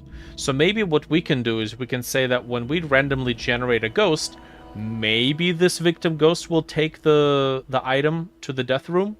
Maybe they will use a different behavior.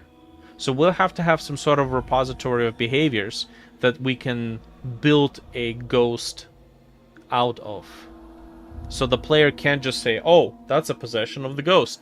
Let me take that and take it out of the house." And if we see that appearing in the death room, then that's a victim.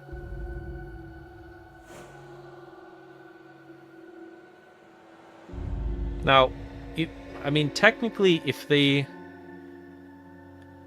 don't do it, that could be an indicator that might be a murderer or a suicide. So that could be used as a way of not just confirming the ghost, but also eliminating the ghost.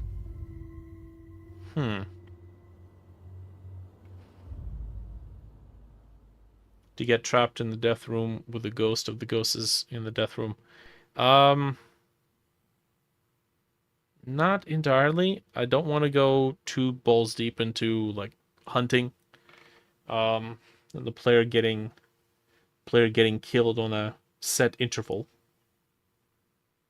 The player has to do something to antagonize the ghost. It wouldn't be like actively trying to kill the player. Unless it's a murderer.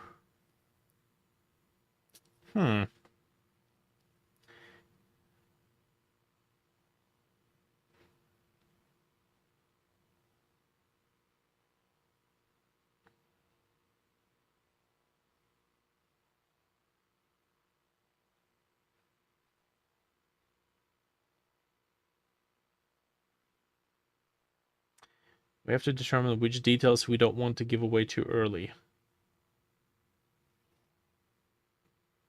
So we have like a time interval.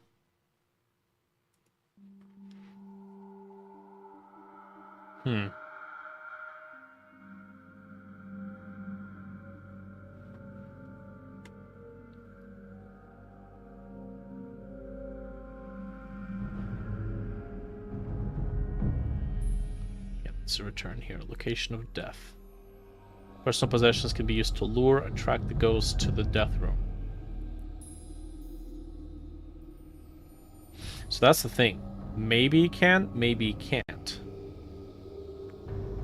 That's the biggest problem that I have with Phasmophobia, is that if you play the game long enough, you will simply identify a set of things that you can always do, and it will give you like 100% certainty of a certain answer.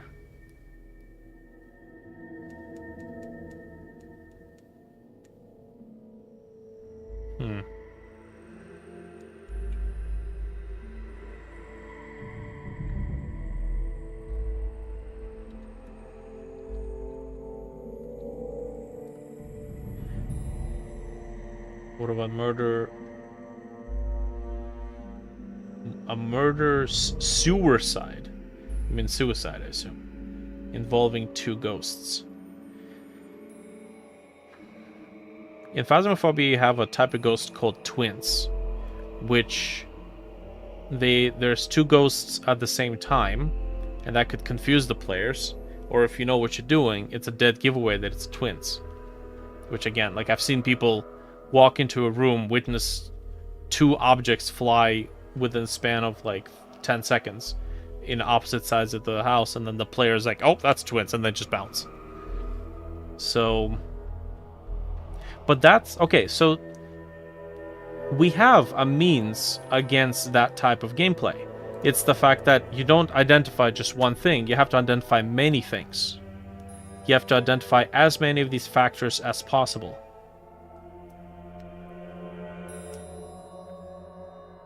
So sure, if you know that it's a victim, whoa, that's 10%. Oh, you really want to risk winning this job on at 10%? I mean, you could. I'd imagine if people try to do that, they would get some laughs out of it. Ooh. Man. Maybe this right here resolves any sort of need for preventing certain behaviors from coming in too early.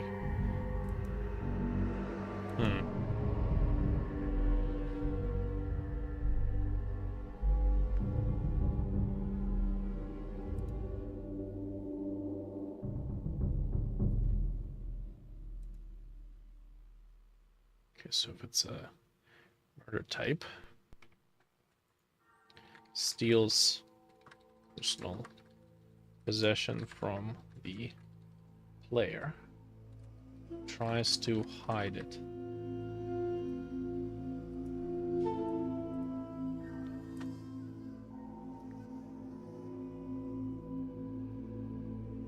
What prompted this brainstorm for another game?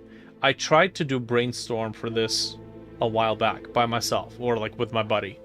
But he hasn't really given too many like tangible ideas that I can physically use. And it's such a weird challenge. It's such a weird requirement that I don't think me by myself is a good way to try to go about it. So we can come up with something that makes up for an interesting investigative game and then leave it on the back burner and come back to it at some point. Or I don't know, if somebody watches this live stream and they have the means and the time to make this, then hey, they'll make an interesting game. Yeah, anything that's story based I usually try to do by myself. This is a lot more like high replay value arcade type game that you can just like launch and play over and over and over again. So these kinds of games, you know, I'm not too attached to give away this sort of ideas.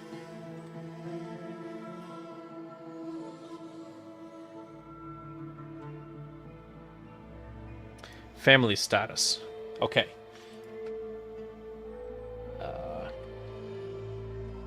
What is it? Identification or determination? So family status, let's say family pictures on the walls. Indescript figures. So we don't have to paint like a bajillion portraits. We're gonna make them not have very distinct faces. Indescript figures.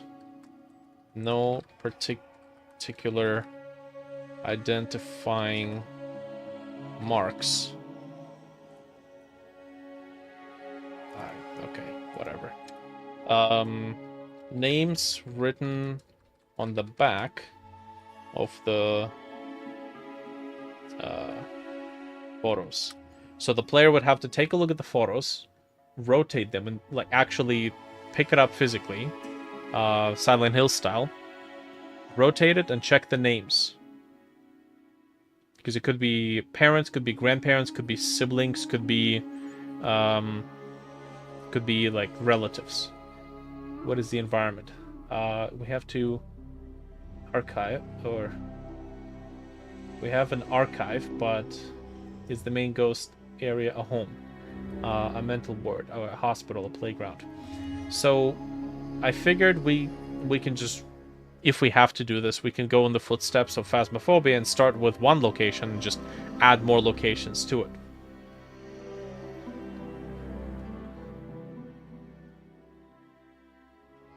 Sounds like Paranormal Investigation X Backrooms. Yeah. I don't think we can do procedural rooms. I think that would be... Like, we can, but that would just be a massive workload. And just overscoping it to no end, once again. Maybe it could be like something that you add later. Once you have a solid mechanic, you could do a more procedural house generation solution. But for now, you know, just a set location.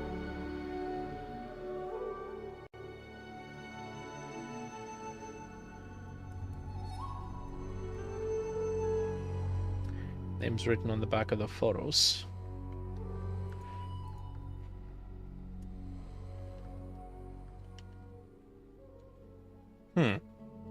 So here's a curious one. You pick up a photo. It has a couple on it. You rotate it. It's, let's say, James West and Martha West. Is Martha a wife or a sibling? Right? You could get it wrong. That means your answer would not be correct.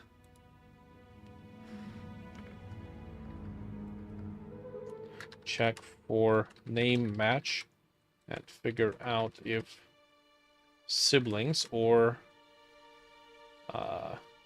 couple. So that could be done through the archives.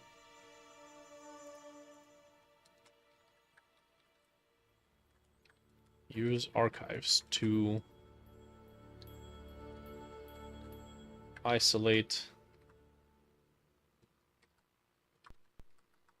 clues. Unless we're relying a little bit too much on the archives at this point.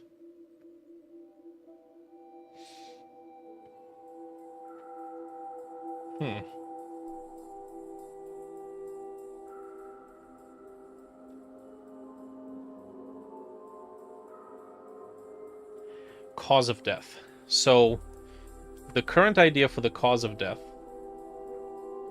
is you force the ghost to relive by bringing the murder weapon? Whew. Jeez. Discovery methods.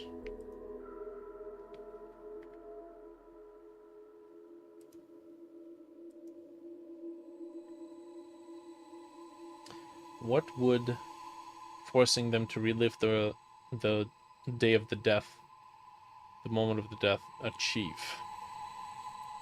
It has to help you identify something.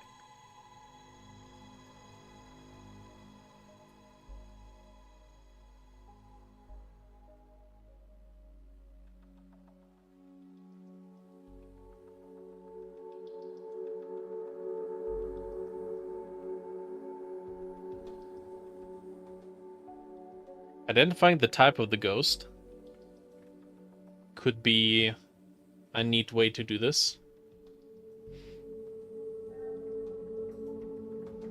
Let's say when you force a ghost to relive its death, after, let's say, a 30-second pre-scripted event, so all deaths have a custom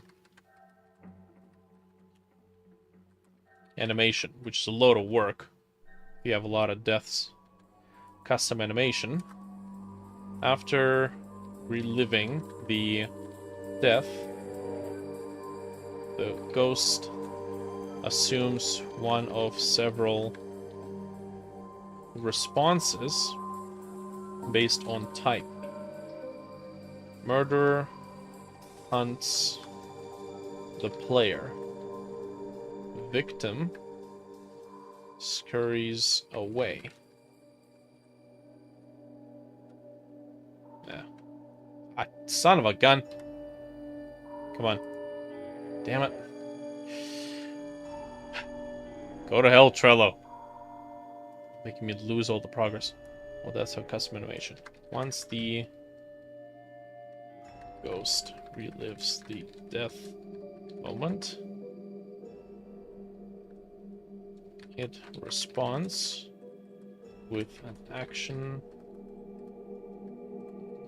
based on the type of ghost.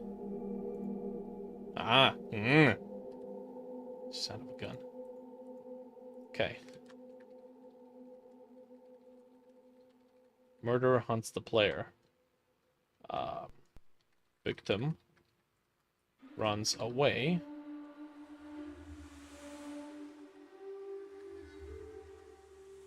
Hides. Suicide makes a creepy occurrence. Maybe some sort of like an audio-visual effect. Okay, now this could very well be the definitive way to identify the cause of death. Or actually, no. Identify the type of ghost based on the response. But this means that all these other methods of identifying the type of ghost, which seemingly have a lot less risk to them, appear to be redundant.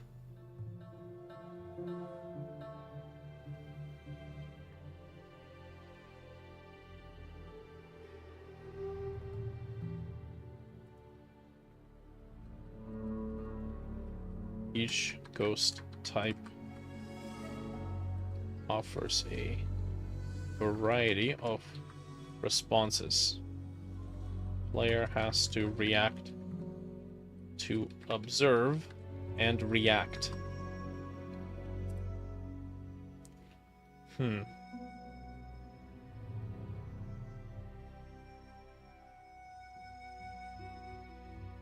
Well, okay, once again, identifying the cause of death is only one small part of everything you need to discover.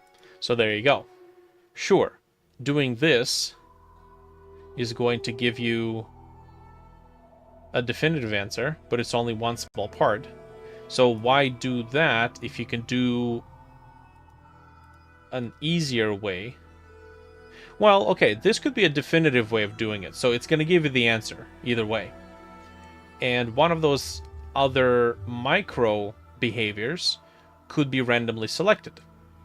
Like, for example, the victim always returns the personal possession to the death room. Maybe in one game it does do that, in another game it doesn't do that. Doesn't change the fact that it's still a victim. So if you want to get a definitive answer, you do the cause of death.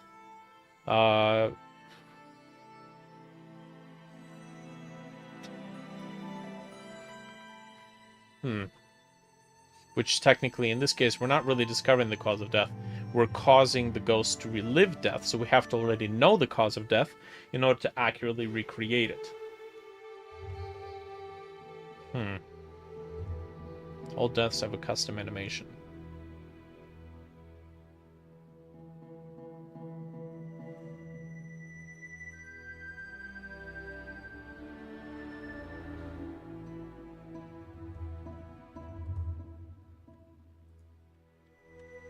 Just gonna do this. So, ghost type.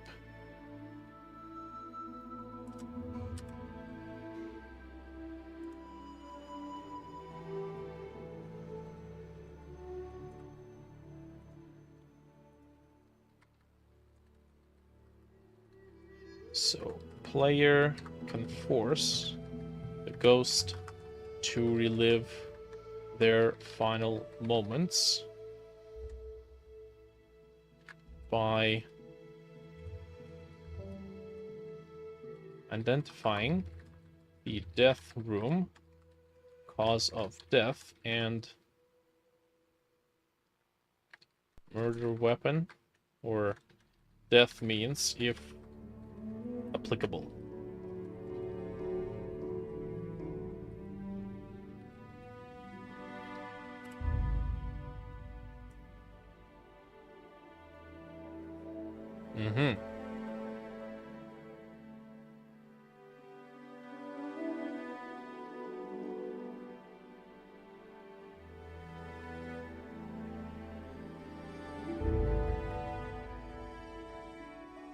If we see a suicide note, then we know it's a suicide.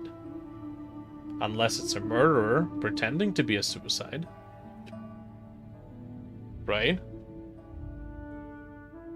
So we know that if we get a suicide note, that it's definitely not a victim.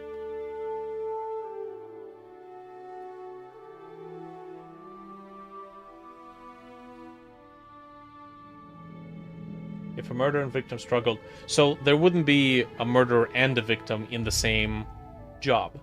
There's either a murderer or a victim.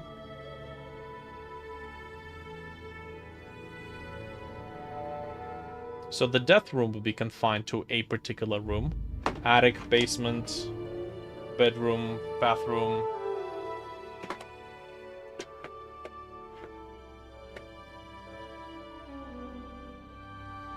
Okay. We don't need this anymore.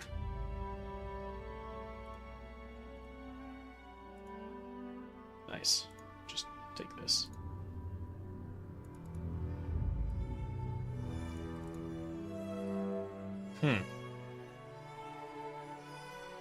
Okay, so we'll come back to this. Skeleton in the closet.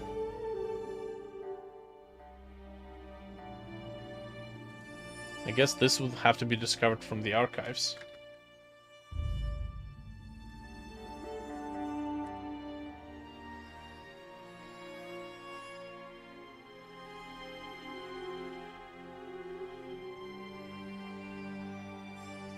Mentions in the archive clippings. Potentially, we could also have police reports. Old police reports, the ones that have been made public. So if it's a murderer, then you can say, you can cross-reference with police records in the archive. So now we have 3 places. We have newspaper clippings, Cloner's journal, apparently. I don't know how to spell this word. Colonel Sanders. And then old police reports. Death certificates. Okay, death certificates and obituaries. Well, what does the death certificate tell us? They're dead. Oh boy. It's a ghost hunting game. I didn't know. Close this one, fellas. Case closed. Beers are on me. Okay, a death certificate would hypothetically list a cause of death.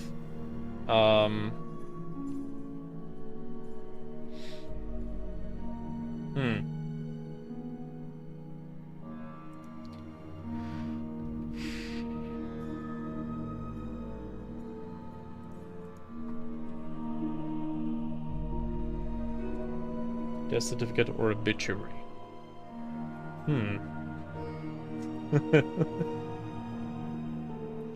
Autopsy report, right.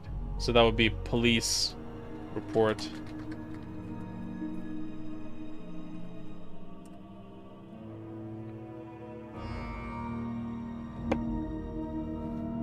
Old police reports, autopsy reports, death certificate, obituary, which technically it's the same thing.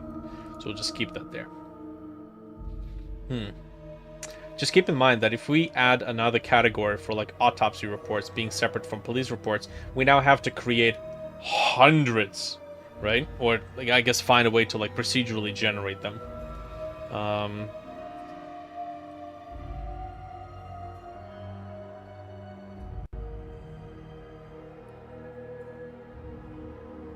Which I guess that could work. Procedurally generate them. What do you have to do? Randomly pick first name, randomly pick last name, randomly pick age, randomly pick cause of death. And then you generate like, I don't know, 200 of them, and then generate a real one, just toss it into the array and shuffle it. And it's somewhere in there. Okay. Just have to make sure that you don't have like 2 of the same.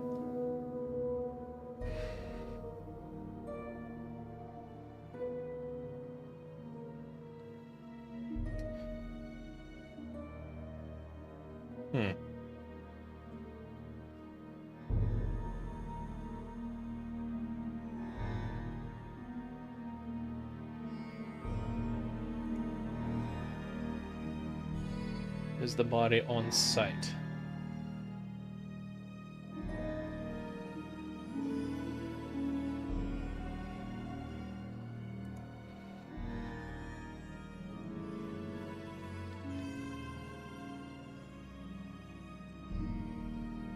Okay, discovery method. So where could the bodies... I guess where or discovery method doesn't really make sense. Locations? In the walls. In the fireplace. Chimney. Some creepy places. Under the floorboards. In concrete. Under the basement floor, yeah. So that'll be in concrete. So hypothetically, we could have regions. We could have the locations be created as like separate objects. And then they're not in fixed predetermined locations. There will be like an area, and then you have to pick a spot within that area, and there it's going to be generating, let's say like a placeholder spot for, you know, we'll have like a mesh of uprooted ground. Maybe use like a height texture to make it fake, give it fake depth, and then, you know, do like a model of a decomposing body. Grody. But, you know, that's the game. Yeah, so the solutions to how to achieve that effect aren't really all that challenging. But what about the discovery method? How do we discover?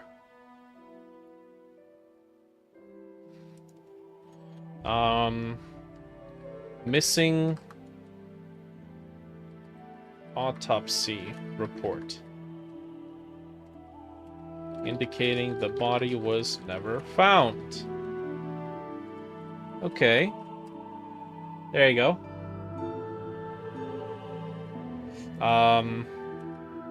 The newspaper police report explicitly mentions that the body was not found.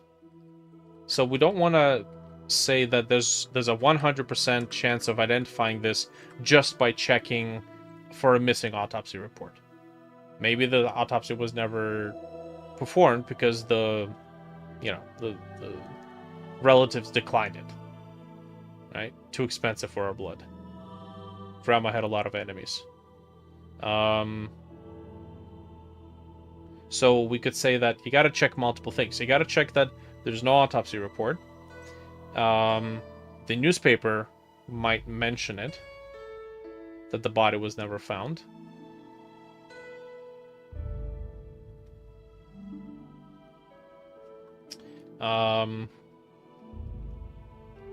Funeral was held with an empty casket.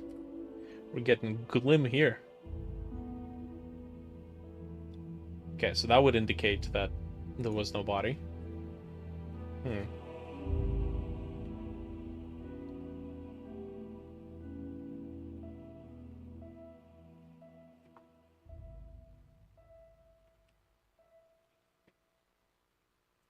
Presence of flies.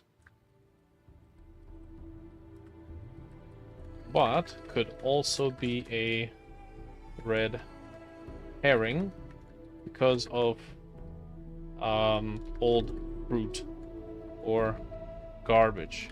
So player must check first. Okay. See you on the watch list.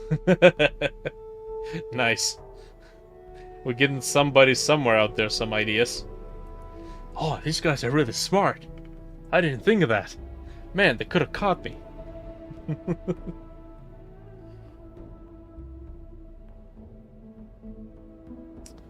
Okay.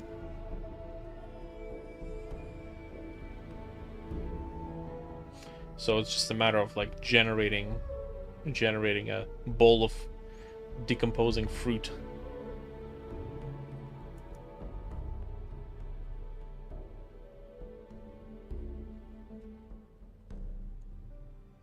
Missing autopsy report. The newspaper police report explicit mentions the body was not found. So we would have to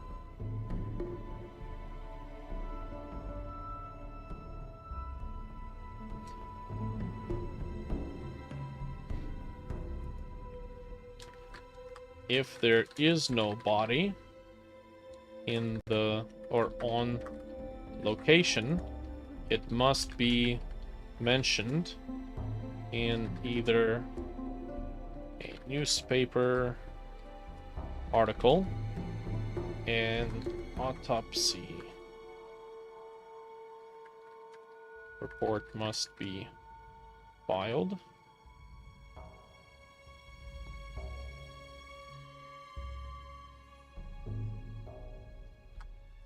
Or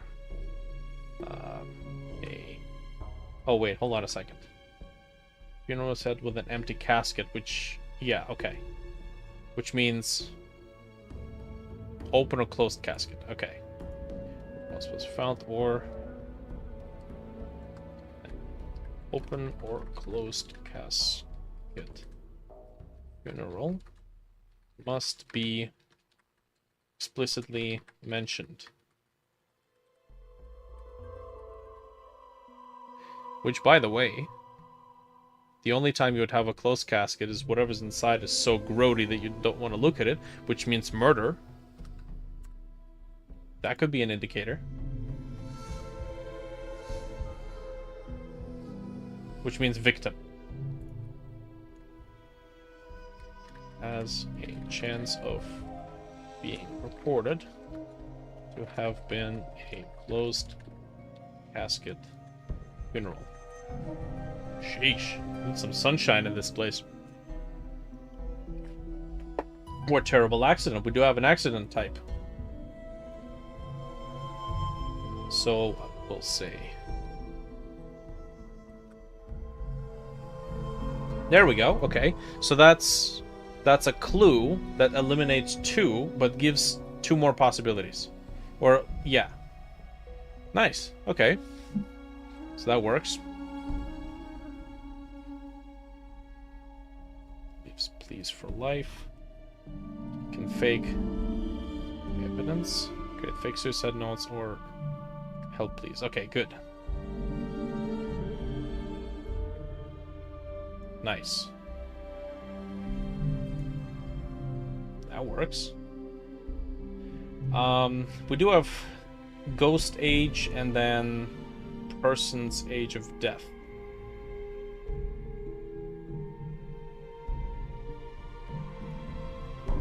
We have one minigame mechanic that we can use. It would be nice if there was more.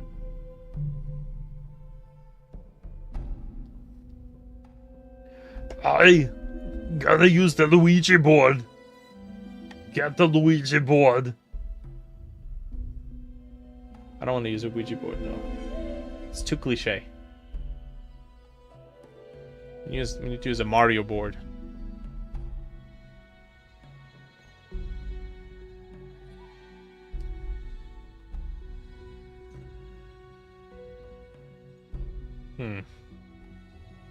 Lower range, checking within the range.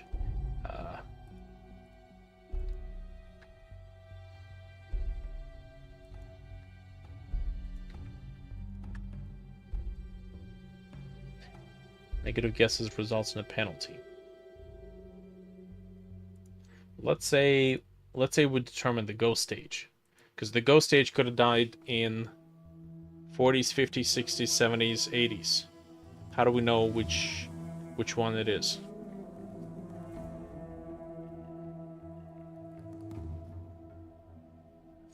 That could be based on visuals. The visual design of the ghost, depending on how like decrepit and wrinkly it is.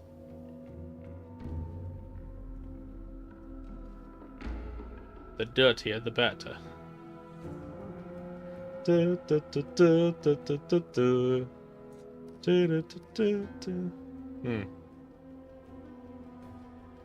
Involving some visuals might be nice, so it's not all text.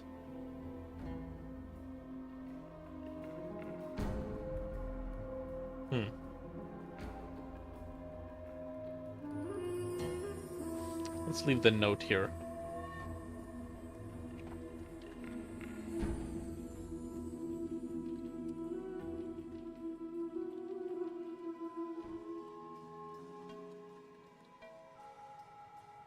Visual style design of the ghost.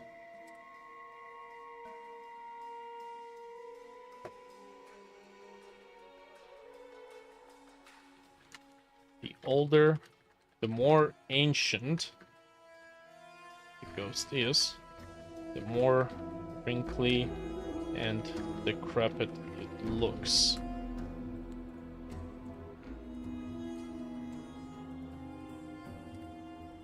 Okay.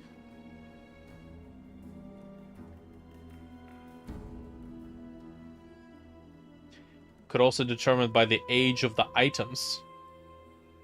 So let's say 40s would see, you know, like a wheel from a wheelbarrow, right? Don't find that sort of stuff in, you know, 90s. 70s and 80s. Personal possessions could help. Yeah, there you go. Personal possessions could help you with it. So, style of personal possessions indicate the time period to narrow down. Maybe limited number of guesses?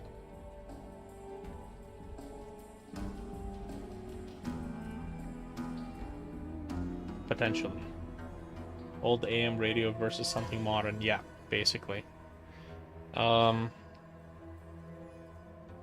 Style, age of personal possessions indicate the time period. Okay.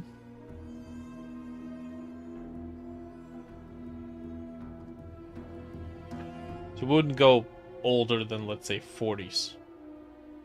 Right? So we'll go like World War One.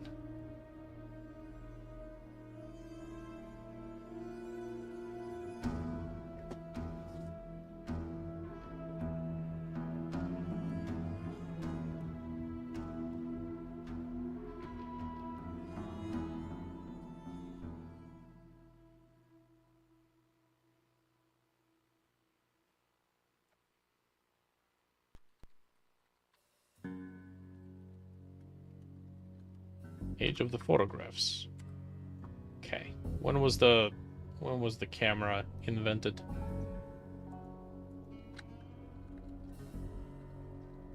Camera was invented. Oh, 1860. Oh yeah, we got plenty of time. That's fine. Okay.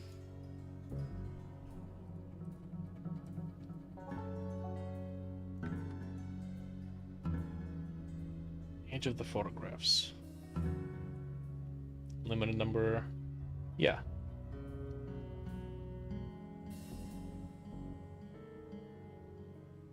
Now, some photographs could be unrelated.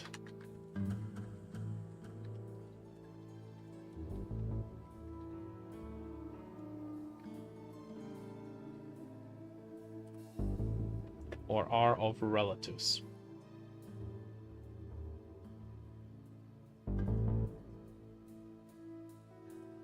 Okay.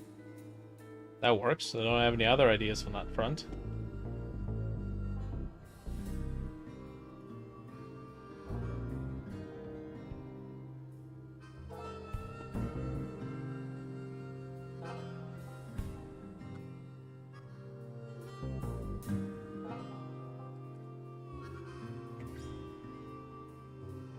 Yeah, we would do like no particular identifying marks specifically so that we don't have to do like dozens and dozens of these paintings.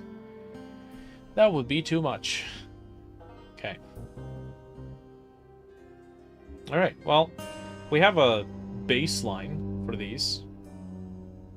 I don't think I can come up with any other ideas here.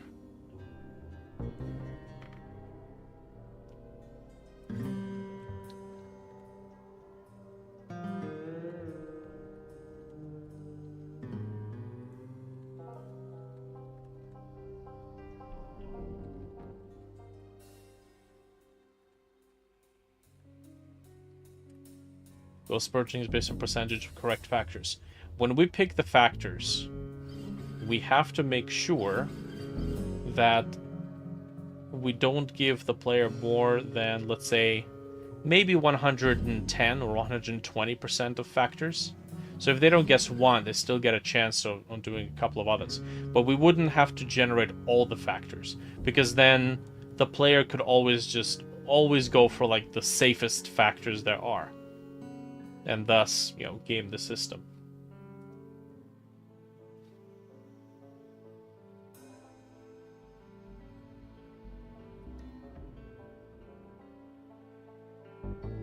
Okay. Alright. I think we can maybe wrap this up here. Because it's 10:30 and we've been at it for 2.5 hours. Not bad. I think we came up with pretty neat ideas here.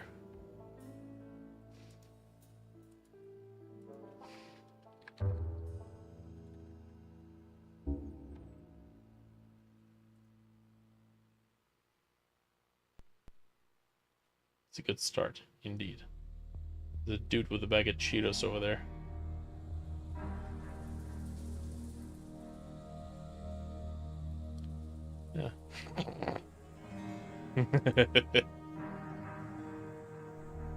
Oh no. The horror. Okay. Alright, perfect. That's it. So we'll wrap it up here. Not bad. Suppose if anybody's going to be watching this live stream, they can comment what other interesting ideas they might conjure up. But yeah, this is a pretty broad spectrum type of exercise. There's just so many different little things going on because you don't want it to be one-dimensional. Cool. Alright, that's it. Although I'm pretty sure this stream is going to be marked for copyright music, so that's going to be fun. But yeah, that's fine. It is what it is. Cool. Thanks, fellas. Appreciate the company and the suggestions. Nice session. Let's do it again sometime.